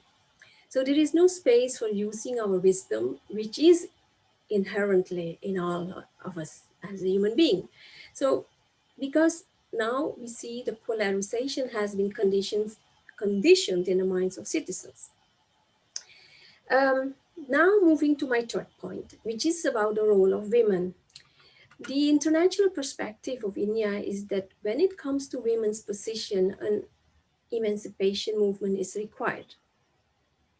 India, in the international opinion, has to do some homework on the front of women freedom, many would say. What are the arguments for such a perspective? I would say it's difficult to say much about it because views are fragmented and the power of the media and the internet technologies play their roles in the type of information we see, we get. So I don't think it's a place to go into the detail, but what I do want to bring here to the table is the fact that it is the Bharati culture, the Indian value system that has placed women at the top. And wouldn't it be a good thing to learn from it? In this regard, I want to quote from an ancient source, the Manusmriti, first 356 and first 357 about the importance of women. It says, where women are worshipped, there lives the gods. Wherever they are not worshipped, all actions result in failure. And the second one is the family in which women, such as the mother, the wife, the sister, the daughter, are full of sorrow. That family meets its are full of sorrow. That family meets its destruction very soon, while the family in which they do not grieve is always prosperous. So now I've made my three comments and the direction that I propose, and it is, I think, aligns in some ways to what has been said by some of the previous speakers. So I will be a bit short here. My proposed direction is to work on a leadership role which gives space to the Bharatiya culture. It offers the idea of Samanvaya, where we go beyond these dichotomies of left and right. If leaders develop the ability of Samanvaya, so to go out of that dichotomy, they take decisions in the larger interests, of course, without compromising dharma or righteousness. So then democracy is not enough. Trusting our humanness is a key. So revitalizing dharma, so building rules and regulations only for the adharmic behavior. And actually, it's also about, for India in this case, resourcing in their DNA intrinsically and following the path of Swadharma. So my point is, yes, India may be a good candidate to play a prominent role, but not on the ground of emerging economic power or being the biggest democracy only. I would like to have a more foundational base for the proposal. It would be on the ground of its living culture, which is one of the oldest in the world. And it is the culture of what I and some of my colleagues label as integrative. It is based on Bharatiya ancient values, way of living and thoughts. Some may associate the concept of integrativeness with the words of inclusiveness, solidarity, togetherness. Integrativeness departs from the position of the intent towards cohesiveness, coherency. It takes into account as much as possible different lenses, different stakeholders, different goals. You may also call it harmony. All the Indian wisdom points towards this harmony. Should it then be a utopian view only? No, I would say, because this is the base of the Indian culture. And actually, I'm not trained as a historian, but I see some examples in Indian history too. For example, former Prime Minister Atal Bihari Vajpayee, who made a coalition with 12 different parties in 1999 to 2004. So, and we also have our oldest, one of the oldest scriptures in the world, the Rig Veda, saying that there is one truth. However, the wise express it in diverse ways.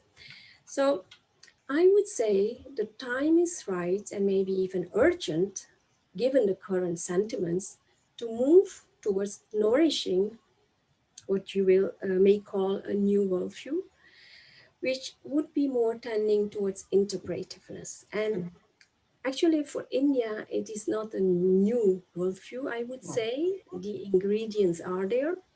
It may be a bit dormant at the moment, but it is in the DNA. So if we tap from our ancient sources, which I label as resourcing into the roots, a new worldview can be born, which will not only benefit India, but maybe the whole world. It is not an easy job. Transforming worldviews takes around 50 years. But if we do not do it now, future generations will regret that those who were the leaders now were not wise enough.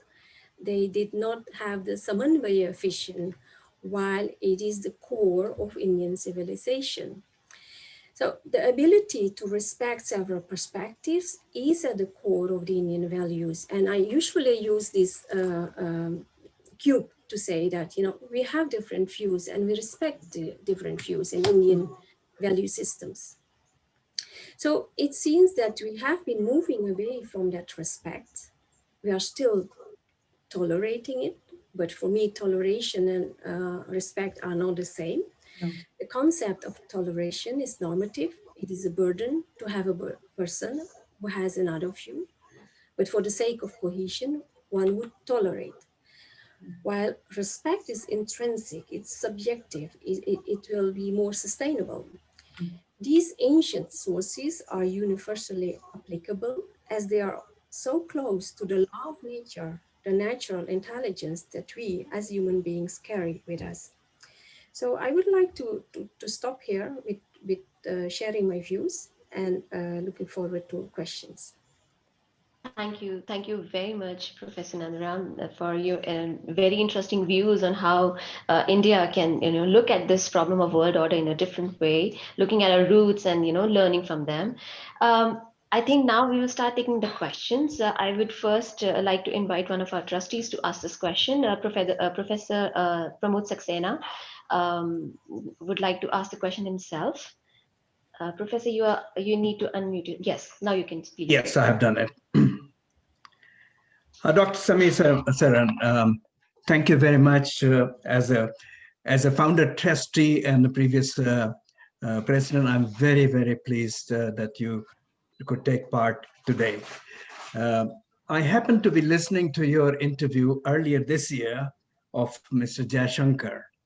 And in response to your question, Mr. Jayashankar said, look, today, the difference between China, US, and India is that in China, they recognize the problem and they solve it.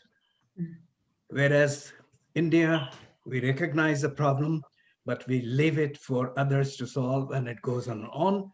And this, he said, well, now with this government, we are going to do it decisively.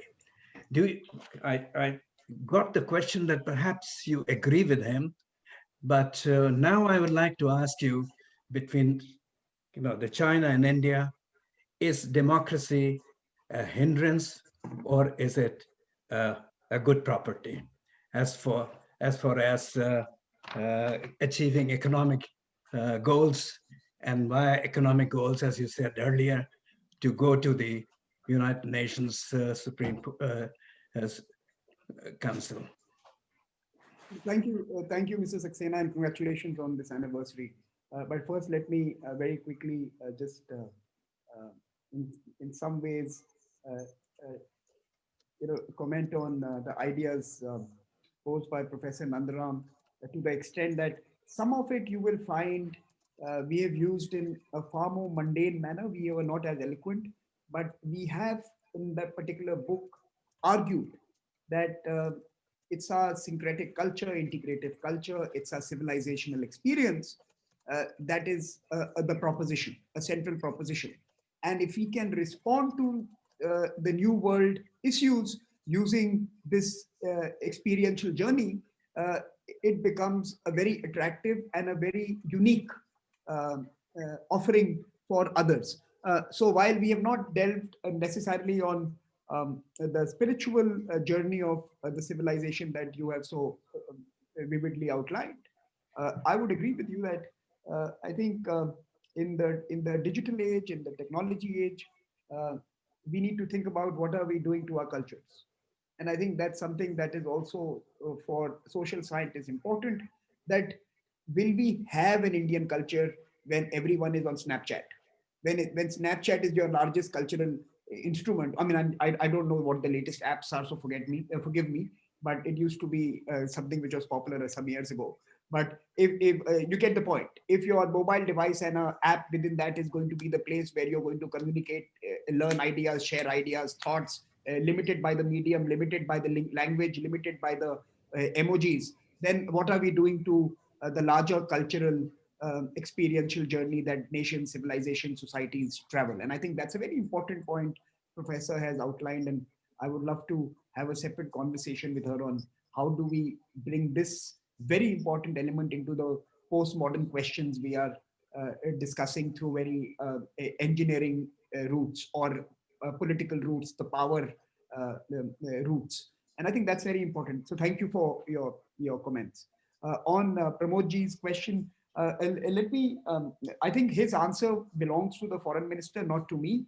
He believes that India has kicked the can down the road, has deferred taking tough positions on certain issues. He has made that assessment, and he has made that assessment based on certain examples which are valid. He believes his government is going to take decisive actions. We can disagree with the nature of the actions. We can disagree with the fact that some of them may or may not have worked. The demonetization challenge, the demonetization policy was certainly something that I have criticized. And we can all have our individual views on what they have done, but I can certainly concede that this government does take decisions and does take tougher decisions more than its predecessors. I'm not necessarily sure that all of them go the way they had planned. Now, that's a different debate, and I don't want to get into India's domestic political debates because I'm not a domestic politics person. I look at the world. But on your other question on democracy being a hindrance, I would again refer to Professor Nandaram's comments that democracy, even before the constitution was written, was an Indian way. I would argue that we were largely a society that cherished the public sphere, that cherished debates and arguments, that nurtured musings and writings, that allowed divergence and diversity of thought. And we were secular, which is syncretic and integrative, and a robust public sphere even before the constitution was written. So I think our pluralism is a civilizational gift to the modern Indian state. It doesn't come from anything that the modern Indian state has produced. And I think sometimes we start believing that the constitution was where our journey started. I want to remind my friends that the constitution captured the Indian mood and put it into words. The constitution did not shape who we were.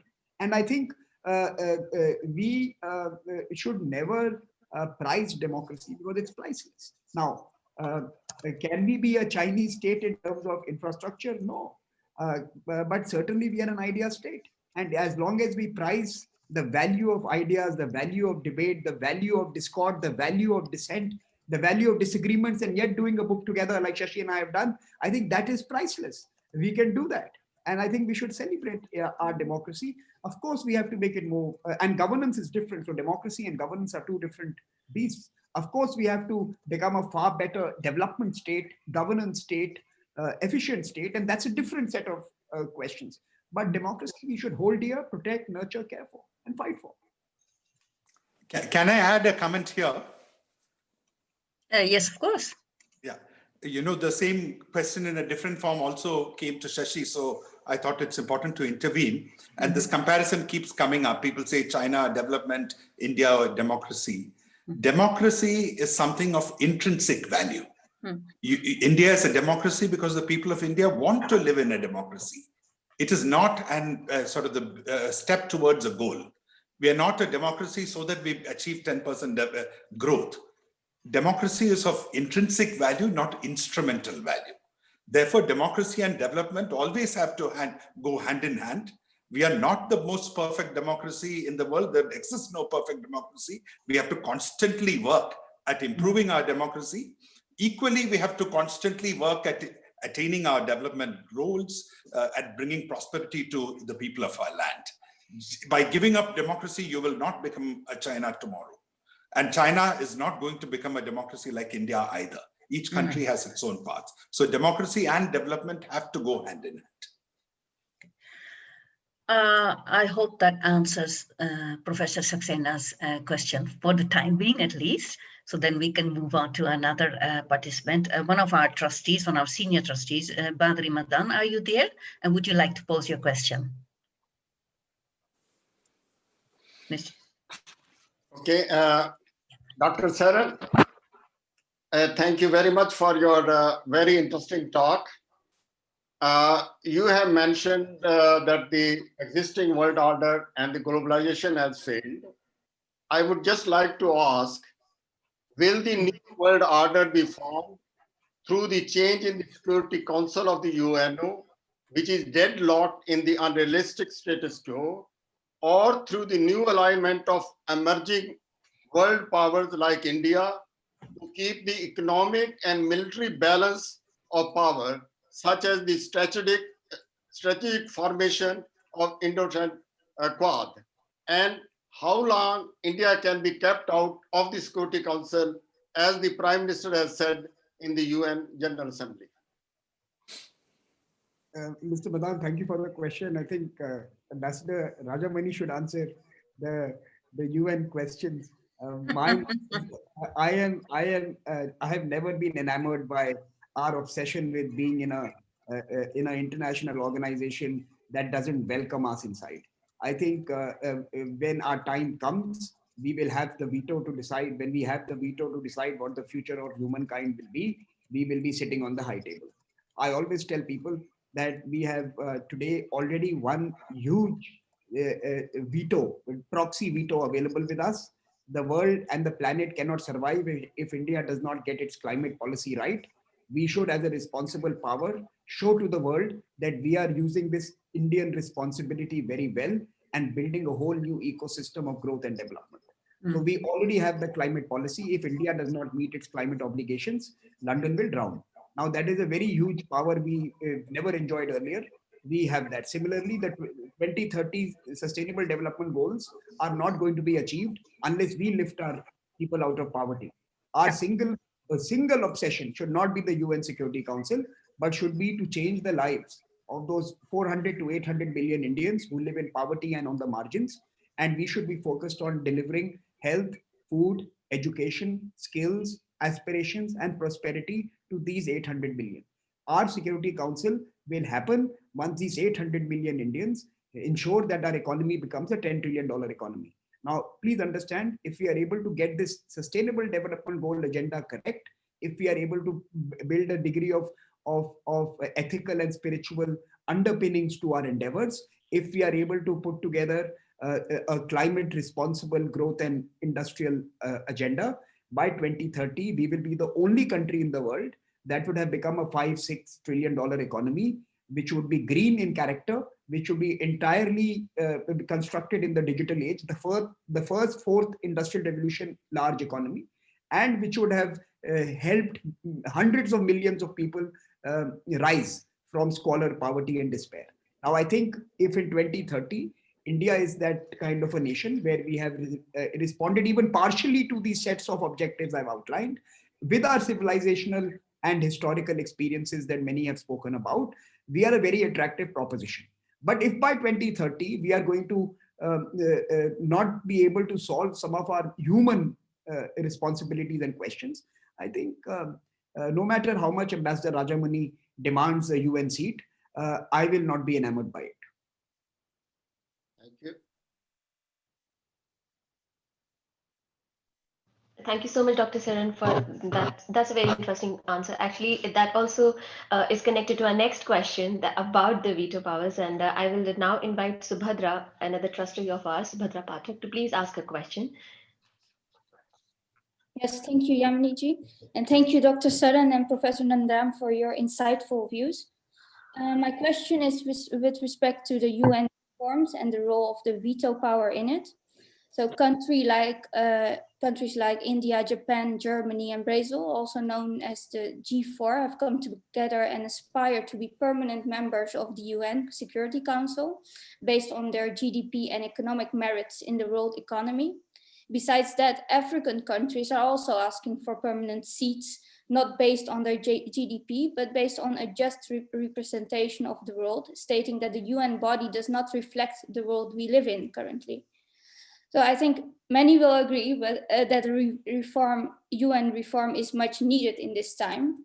Either which way we go about the UN reform based on economic power or a just representation of the world, if the veto power only stays with the current 5 countries, I don't think adding other permanent or temporary members will have much effect on critical decision making. Therefore, my question is, will UN reform include a change in veto power of the current 5 permanent members? Or will new permanent members of the UN Security Council also get the veto power? Or should the veto power be completely abolished? In the past, France has advocated a voluntary restraint on the veto in certain cases. However, only the UK supported this initiative, and China, US, Russia, who have used their veto right the most, did not support this. So what is your opinion on the veto power? My question is to any of the panelists.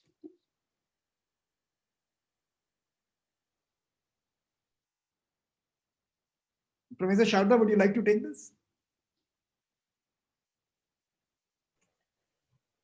Okay. No, I think this is an important question, and we have actually engaged with this quite extensively in the book. Do read it, and of course we do argue that the current state structure of the United Nations reflects 1945 and the political conditions at that time, and it is irrelevant to this century and certainly to the current economic and political realities. So we do not require just UN reforms. We require a reformed UN. We have to actually rebuild it and reconfigure it and retool it for this century. So it is just, it's the complexity of what needs to be done to make it relevant and keep it relevant in this century is far bigger than just the veto powers. I think from its development role to its financial roles, to its cultural roles, to its educational roles, to the serving human rights, to now responding to the challenges of the data economy and technology. I think UN requires a whole, it needs to be brought down and rebuilt in some way. Now, Shashi is never going to agree with this because Shashi has been very fond of that building. But I think we have to really work dramatically on that system. Now, of course, we would argue that either we should be thinking about doing away with the veto system. The veto system worked when there were countries who were willing to underwrite stability. They were willing to intervene if things went wrong and reward countries if they did the right thing. Today, these same countries enjoy the veto power without having to underwrite the global stability or global peace. Now global peace and stability are now being maintained by a number of other actors as well. And I think, therefore, there is clearly a ethical as well as a pragmatic need to reassess which are the countries or the group of countries, whether they are 5 or 10 or 15. I'm not necessarily going into the architecture of the arrangement, but certainly the countries who can put together the political weight and economic weight on the table to punish those who create instability and reward those who promote global projects have to be on that high table. Now, that's only one part of the argument. Today, we see there are companies which have more influence than countries. How can you keep companies out of decision making when their planets are bigger than any country's population? You know, we used to talk about planet Facebook, planet Google, planet Amazon. These are all tech giants which have greater influence on individuals, on harmony, on peace, on hatred, on violence, on everything. And they have to be made responsible, and they have to be included in the processes of governance as well. So I think the UN reform is not only about reallocating roles, responsibilities, power, and commitments between nations and among nations, but also amongst these new actors who are equally influential and relevant in the digital age. There will be companies, there will be non-profit organizations, there will be mobilizations, there will be climate groups, there will be women groups, there will be various groups. And I think what we really need to do is to undertake significant, serious discussions and research and rethink what is the kind of organization that this century requires. I think it is the reform is far beyond the veto that we get too enamored by. May I add something? Yes, sorry. Yeah. Yeah, I think it's a great point that you make. Totally reform would be great opportunity to again see, okay, how can we build a world? New players are coming in, but as we know, those who are already having their power, it's very difficult to just go. So whether it is just a utopian view, but anyway, we have to have any ideal situation or ideals to move on or to work towards. So as you rightly said, big companies, they have maybe more power.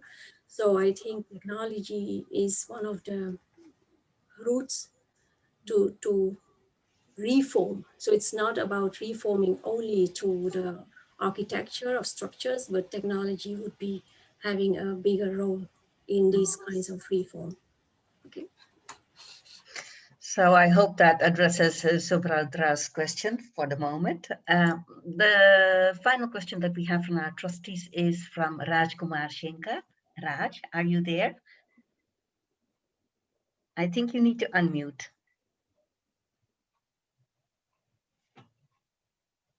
Hello, everyone. Great listening to the discussion so far. My question is, it's rather on the personal level that I'm afraid of the expansionist agenda of China.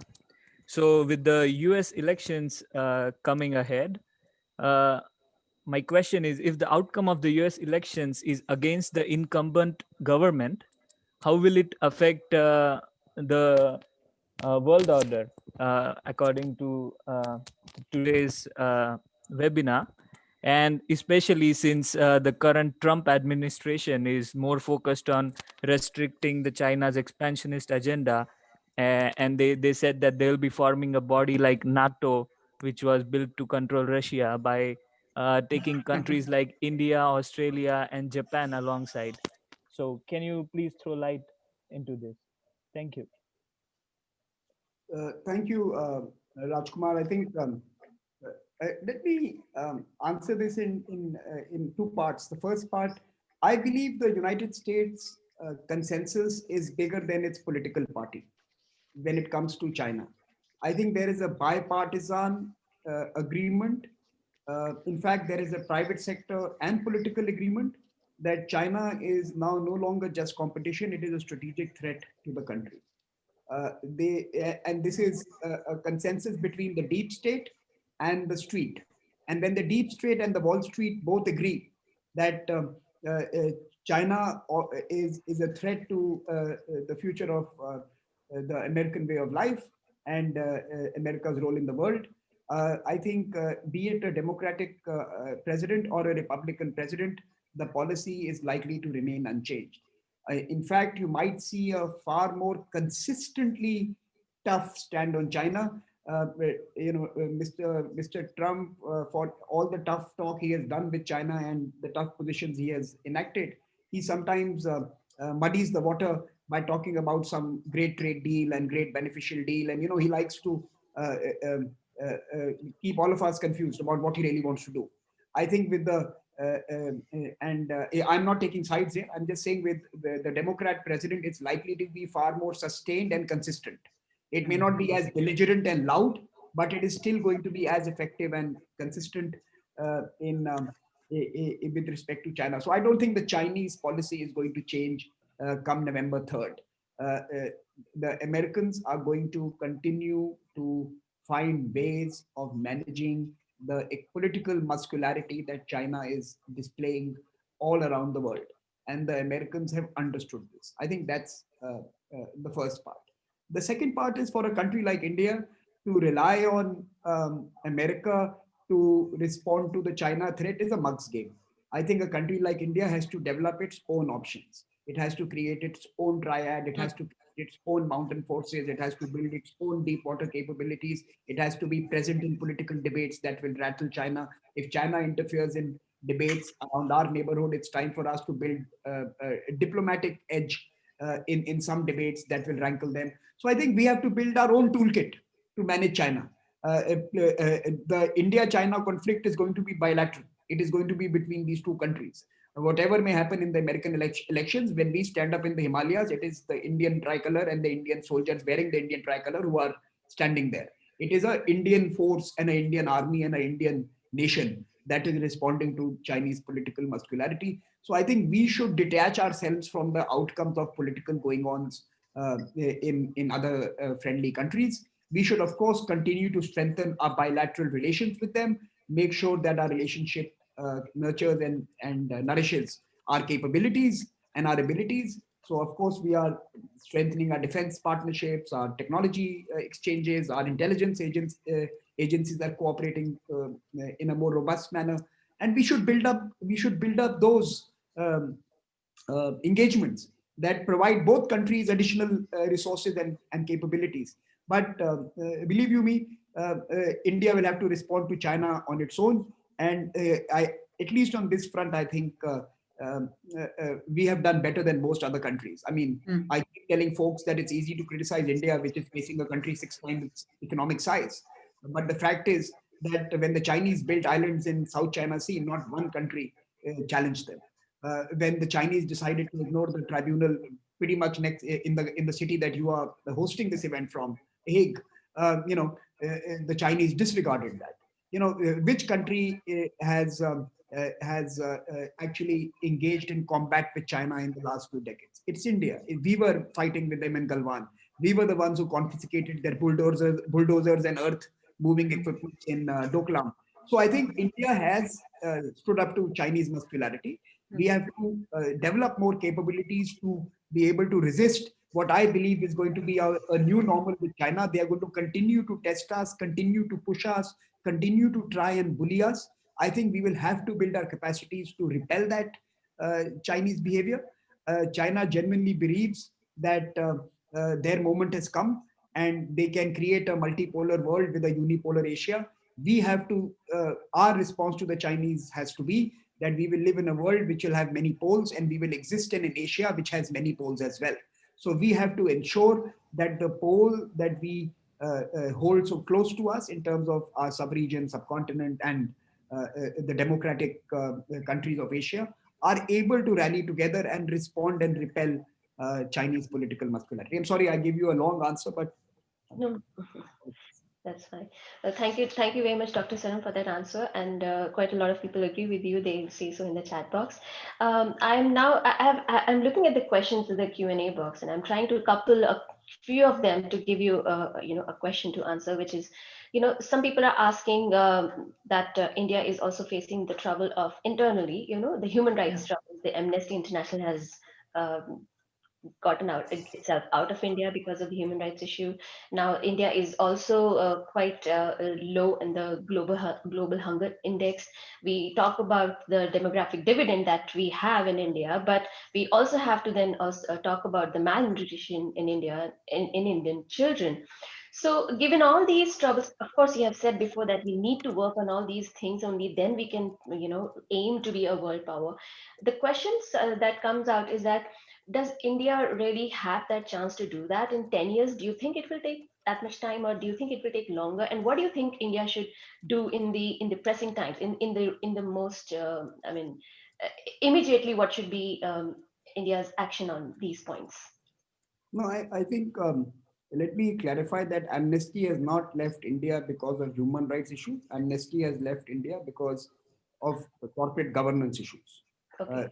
They were sourcing money in manners which were not compliant with Indian law. They were called out earlier in 2009 as well by the UPA government, which was of a different political color, and they had shut their operations even then. Now, I am not at all suggesting that we should not encourage and we should not engage with debates that enhance human dignity and protect rights and agency of citizens. All I'm saying is that amnesty does not the human right amnesty does not comprise of the human rights debate alone. It is a more complicated question, and we should see it in its entirety. But let me just put it this way, that I think social harmony and internal consensus is going to be challenging for every country in the world. We are having, whether it's Europe, whether it's US, whether it's India, whether it's anywhere else, we are having debates on identity, on citizenship, on religion, on migrants. We are having the same debates at this crazy moment all over the world. Mm-hmm. And a large part of it is because of a small number of resources available with countries and large communities that seek them. I think we are seeing economic challenges, we are seeing challenges of physical space, we are seeing challenge of sociological space, we are seeing a spectrum of issues erupt across the world. This is not a uniquely Indian issue. This is a global issue on how do we reconcile the modern state with old tribal identities. And I think it's an important question that we all need to argue, to respond to. My hope is that we have a lived experience of thousands of years, which we can dip into and draw into to find a new, to find a new syncretic, reorganization and move ahead. And I'm confident that in a few years we will reach this new internal normal. Of course, while we are in the moment, we will feel that the world around us is afire and everything is asunder. But the long view, I think this is a small moment, a small silly season that the world community has to navigate to get to the other side.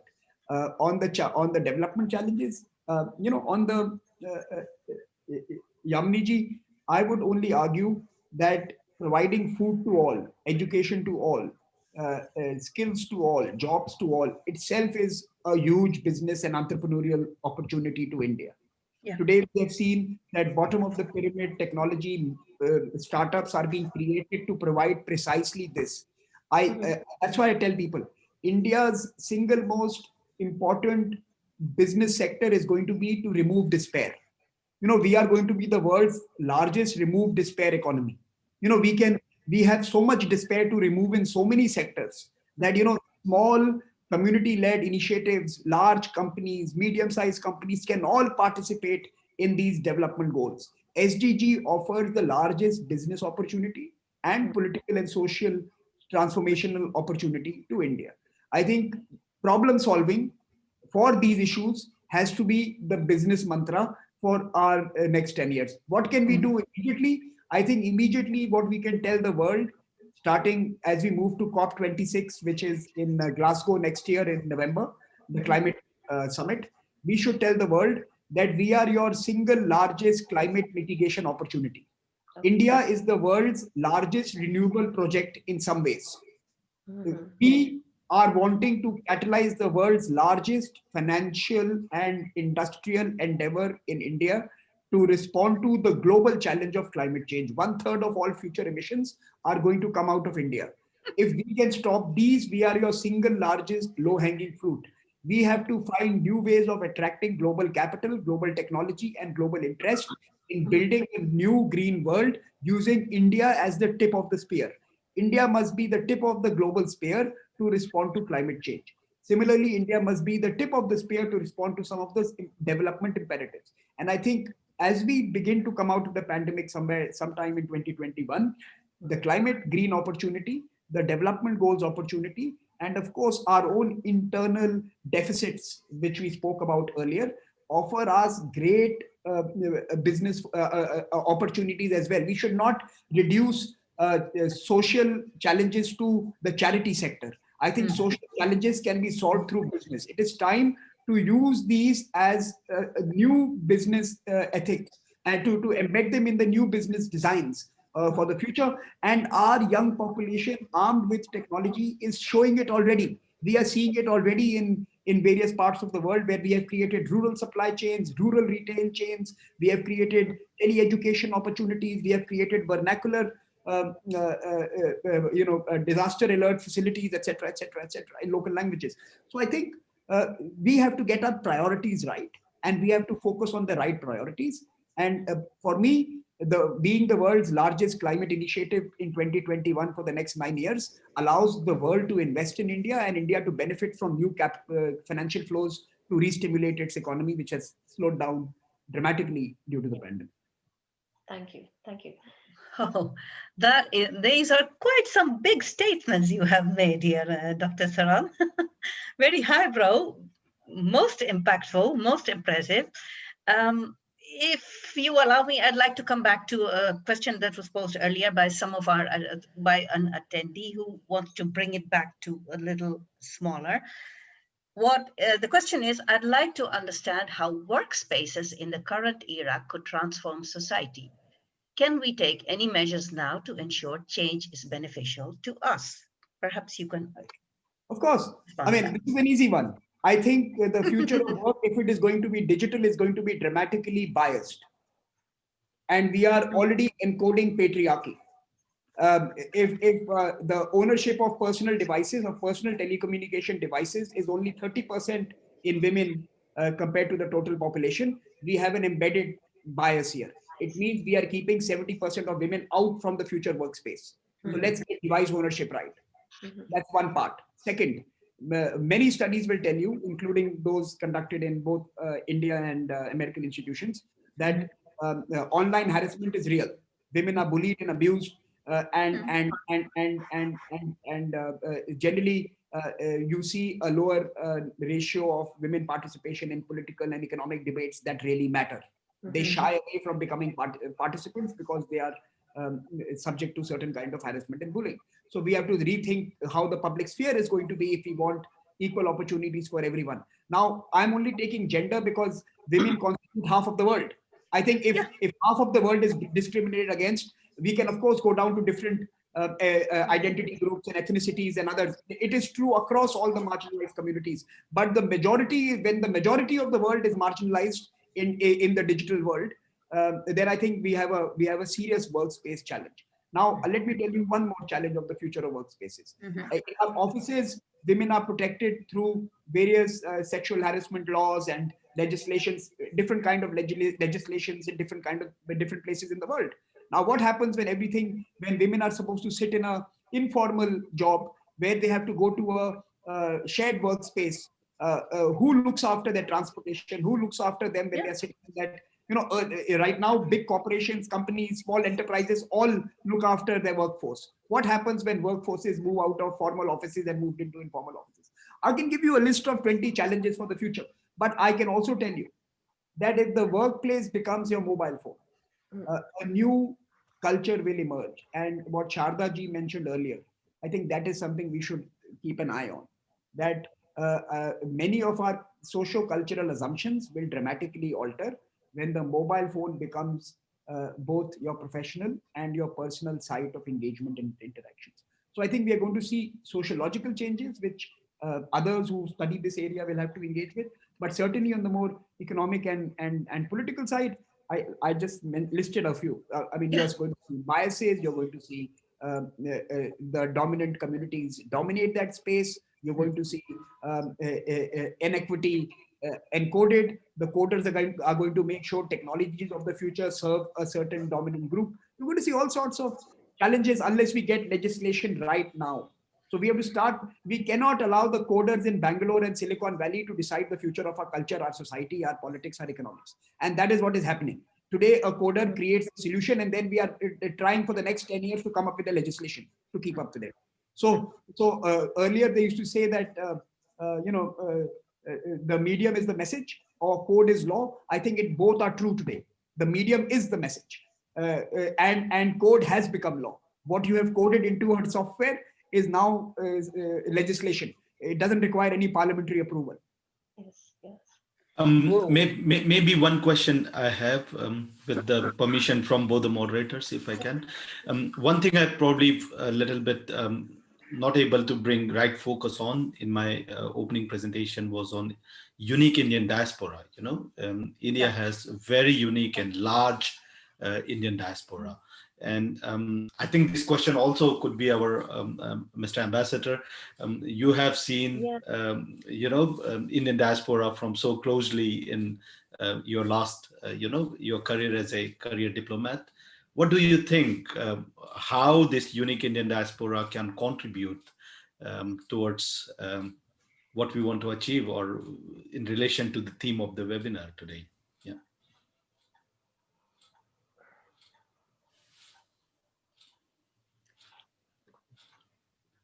You're unmuted, sir. Yeah. You have to adjust. He's muted. I think I heard it. No, I think he's struggling with the connection. Yes. Yeah. I think, this was actually going to be my next question. Oh, sorry.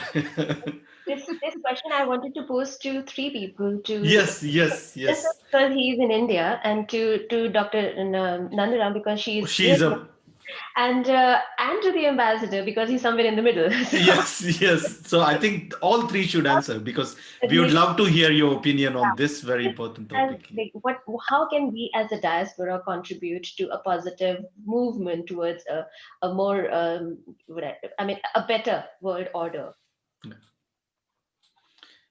Maybe Dr. Saran, you may start if you wish. I'll wait for Professor Nandaram. Okay, so Shardaji, please. Actually, I've said it in my speech. What I've noticed is if I work with India, I see a lot of opportunities. If I'm here, I see a lot of opportunities, and I'm kind of in the middle. And I would like the East and the West to have real communication, use language to really understand things. So I think from the part of diaspora, the way I work, I always see, okay, what is applicable for me? If I read the scriptures, the Indian scriptures, and I say, okay, there is a lot of value over there, it's not that we just copy it because we are in a different context. And if I see good practices here, I can't just say, India should copy it. So I move towards this concept, which I call glocal. We have been hearing, I think Dr.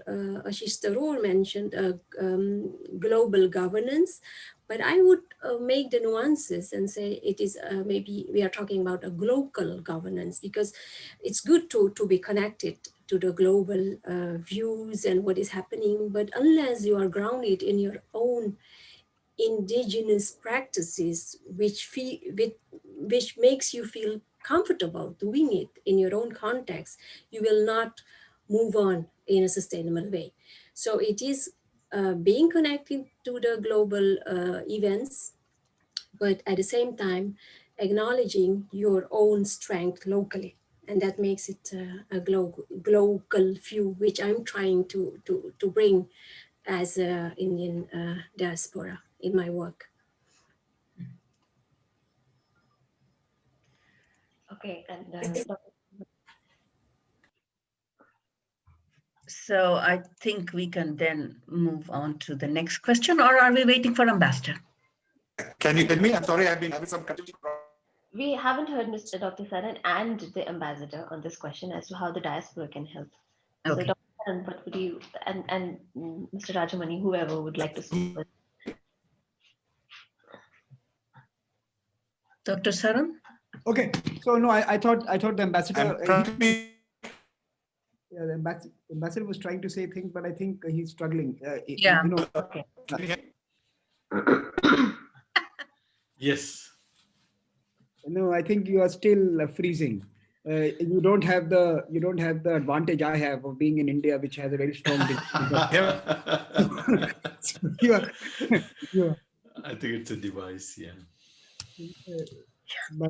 but I think while he tries to log in, I'll just add a two bit to this question. My two bits are that at one level, um, a Chinese style diaspora, uh, in some ways, you saw what they did at the pandemic. You saw how literally every person of Chinese origin was sending back masks, medicines, ventilators, acquiring all sorts of materials, shipping back. You should read that fascinating story that's come out either in The Economist or one of these mediums. Fascinating story of how a diaspora was mobilized to collect and equip the Chinese to respond to the pandemic.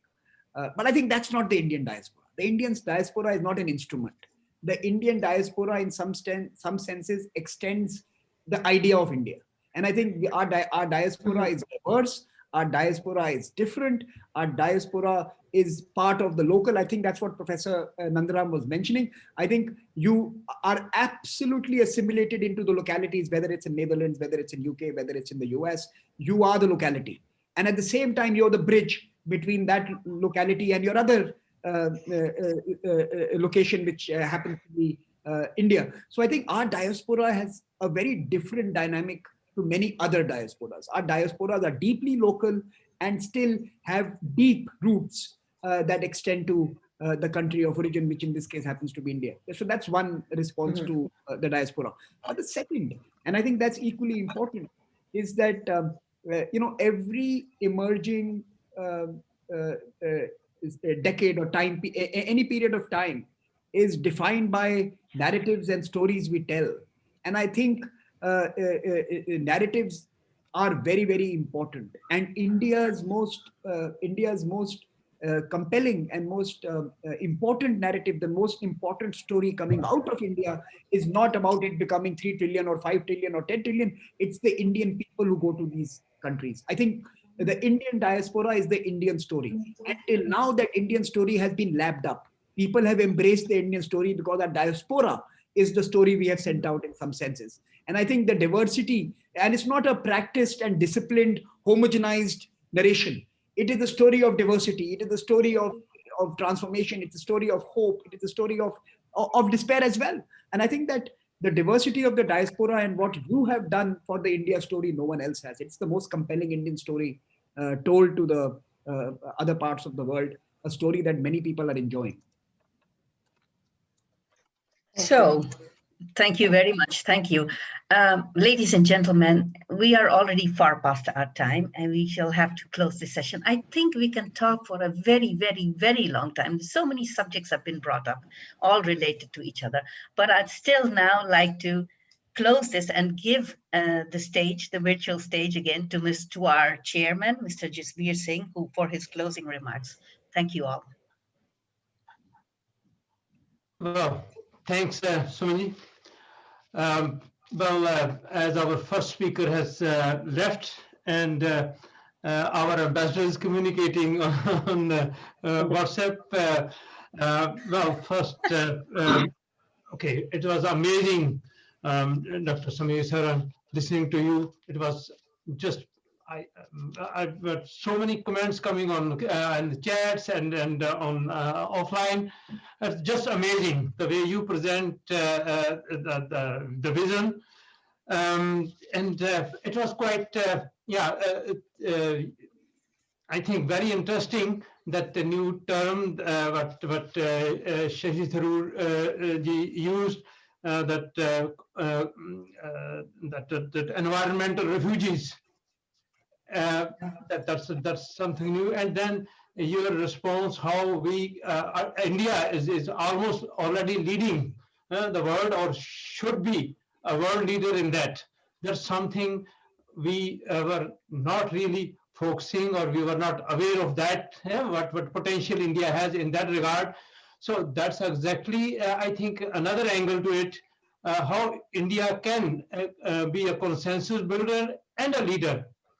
And the way you project it, that gives me that again, that idea of how the authorities very often don't do it, but how we should do it, not demand respect, but that's exactly what we are saying. We're saying we want a place in the United Nations, that organ or that.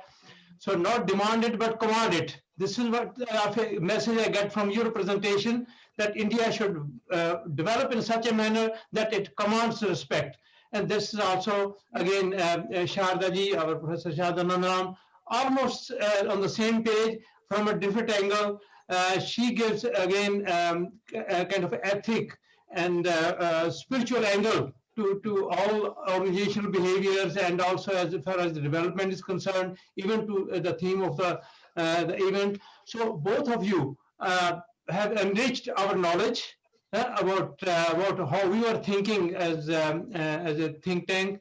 Of course, it was would have been great if Dr. Shashi Tharoor could stay longer, but I understand his that's happened to the politicians. So I'm happy that both of you are not in that category yet.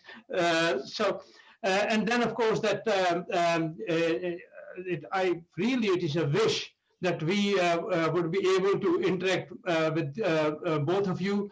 Of course, Sharda ji is our local talent. We can approach her more often, but Dr. Saran, you see that our foundation, as my colleague Dr.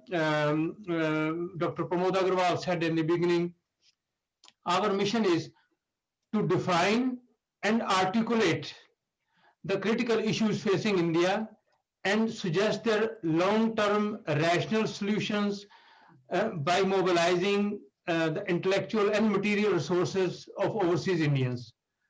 Now, in that regard, you are an author, but also that you are leading one of the I think exceptionally well received and honored think tank and a foundation. And I see huge scope of working together for the betterment of India, because this is what your aim is, and this is what we stand for as oldest think tank. So thanks a lot for sharing your vision, and especially, as I said, this was totally new vision for us, how India can impress the world, command respect by being a leader in environmental issues, and that we have a huge potential in that. And that again, I was just a couple of days, I was discussing the theme with our colleagues, and I referred to when we were talking about the role that Sharda ji will play. I was thinking, okay, there was a film about, I think, 50 years back, Purva Paschim, and there was a song in which Manoj Kumar sings, "Jeete ho kisi ne desh to kya, humne to dilon ko jeeta hai." So this is the way to move forward. That's the way to command respect. And this, thanks for giving us that insight. And no, I was in your city till October 8th. My wife is German, and I had not met her for 8 months. So I took a Vande Bharat flight to get to Germany, and then they cancelled the Air India and Lufthansa flights from Germany. So both of us drove down to Amsterdam, and we stayed in Amsterdam for 8 or 9 days before I took a train to France and came back to India, so that I could be at your seminar on time. But one of the things I must tell you is that the Tulsi restaurant is very good. Oh, okay, great. So, that's another part of that Indian soft power then. We will be discussing that in another webinar. But thanks, and I hope that in somewhere in near future, we can invite you in a physical interaction, and we can learn a lot from you. Dear Mr. Ambassador, you are listening. Hopefully, you cannot speak, but of course that it's wonderful that the way you presented the main guests speakers, but also your own vision about India, and of course that this last question was so important. where you could have the input how Indian diaspora can play a role in this helping India to, I should say, regain its rightful place in the world order, not in economic or military terms, but as the speakers have been explaining, it's much more than just that military or economic power. Thanks for that, and of course our ambassador himself belongs to the, like you, though he's a diplomat, he belongs to the category of intellectuals. He written wonderful books. So he will be leaving after about a month. We will discuss also other options with him, but one of the options, Mr. Ambassador, it would be that hopefully you will remain associated with our organizations. Of course, you will remember all that wonderful organization in this country, but a lot of cultural and business-oriented organizations. But there is only one think tank, and there people like you, and along with a person like Dr. Saran and Professor Nandaram and Shahid Tharoor, yeah, this is where our heart lies. We would like to keep connecting with people like that. Friends, then a few words of thanks to my colleagues who have done a wonderful job in making this event a success. First, of course, to our Vice President, I think we cannot even, in the recent years, it would not have been possible for FCCI to do almost half of the work what we were doing without the dynamic personality of our Vice President, Dr. Pramod Agarwal. His capacity and dedication to address almost so diverse issues with in parallel manner. It's a, yeah, we cannot thank him enough for the way he is almost, in factually, he's leading the organization. No, it's a teamwork. It's a teamwork. We have to. It's a teamwork. But thanks a lot, the way you are inspiring and encouraging our new trustees especially. Please keep doing that. I think then that we will have many more juniors and we will try to follow your path.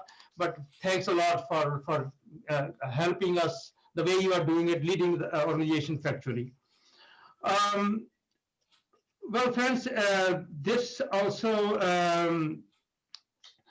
before I proceed further, my colleague, Dr. Pramod Agarwal mentioned already, this webinar would not have been possible without I would call it even this event a brainchild of our President Emeritus, Mr. Ram Lakhina.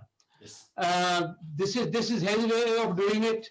He initiates discussions, and when he thinks somebody else can also do it, he hands over that with all the grace. We are really thankful for that. The way he's almost kind of guide to all of us, that pioneer of the organization. So, dear Lakhina, thanks a lot. The way you have been helping us with all kind of issues, and we need your help, guidance, and that will hopefully continue for the years to come. Thanks a lot. So we can yeah. So I would like to ask everyone to clap after each. But I think that's not visible. Only 5 of us will be clapping. Again, dear friends, our Secretary General, Yamini Singh, now excellently combining 2 roles. In addition to performing her duties as in her administrative work as Secretary General, being helped by our colleague Pranita Deshpande, who is in charge of youth affairs. But again, Yamini, excellent job as moderator. I think that you can never go wrong. Whatever you do turns into gold. Thanks for that. Thank you. Second moderator, our Ms. Soon Kornhoff. She is a director of our public relations, and I think she fulfilled her both roles with the perfection. Personally, I feel so encouraging to see the emerging power of talented ladies in our own team. Earlier, we used to see those double roles only in Bollywood films, I think these ladies can perform perform that with so ease. Thanks a lot, friends. This event would not have been possible.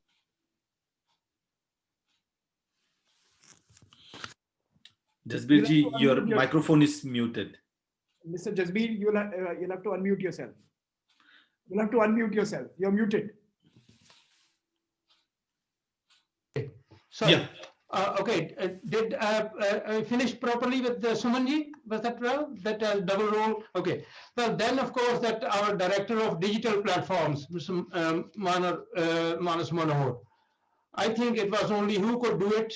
And in a short period, he has, I think, made such a easy task for us to communicate on digital platforms. And moreover, it's not just creating that digital platform. He is there 24/7, helping us out to almost all, not only the speakers but all my colleagues like me and Lakina ji, who are not very handy with these modern technology. He's always there to help us. So, and that his motto, and should all follow, is that service with a smile. You see him never complaining anything goes wrong. He's just there. Thanks a lot, dear Manas. And of course, then we have our youngest colleague, Mr. Rajkumar Shinkar. I think he was there to promote this event the way he did. He really needs our compliments and thanks the way he did it. We expect a lot from him in the years to come. Then we have somebody who's working on backstage, our Director of Publications, Mr. Purushottam Sitodin. He will be preparing a report of this event. My thanks to him in advance, as we know that he will come up with an accurate and comprehensive report that will be shared with all of you. Thanks, Purushottam ji, if you are hearing me. And last but not least, these are the participants who make an event. And especially those who contributed with their questions. My sincere apologies to those whose questions could not be taken because of a state of time, but rest assured, those questions will become a part of the report. And of course, we will incorporate, we'll try to learn from your own input in way of comments or questions. And of course, that then I see it happens very often at the end of any event.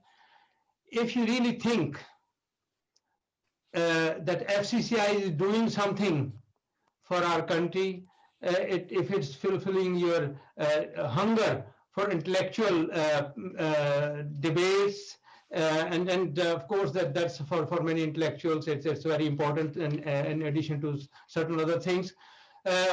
You are most welcome to join our team, because we need more and more, I would say, people who are able to generate ideas to give the organization more strength to serve our motherland. But this is exactly the aim of this organization. Well, I think that, as I said earlier, all good things come to an end. And so our webinar of today is coming to an end, but rest assured, this is not end of the discussion on this theme. This is just the beginning. And we are able to invite some prominent persons who could enlighten us on this theme. And I hope in our follow-up to this event, we will be having, and hopefully if the situation improves, we may have also not webinars or seminars. And next time, if Dr. Saran is in Amsterdam, we will place him there, however it is possible, but then we will bring him to, because a lot of people had still a lot of questions to ask him. We couldn't give avail of that opportunity, but hopefully you will be there next time to help us out. And well, friends, that was exactly, this is a small initiative from our organization. The aim is that there should be a world order in which all nations and all people should feel represented. And that's the only way for peace and prosperity in the world.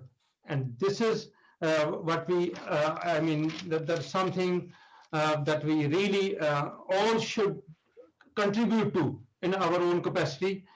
And with that words, I would like to thank you again for making this session a productive one, successful one, and thanks for all after such a lengthy session, having the patience to listen to me. And last, I would like to say that I am really, really proud of being a part of this wonderful team, and I hope others will join. Thank you very much. Thank you, Rizviji. You have the great leadership. Thank you.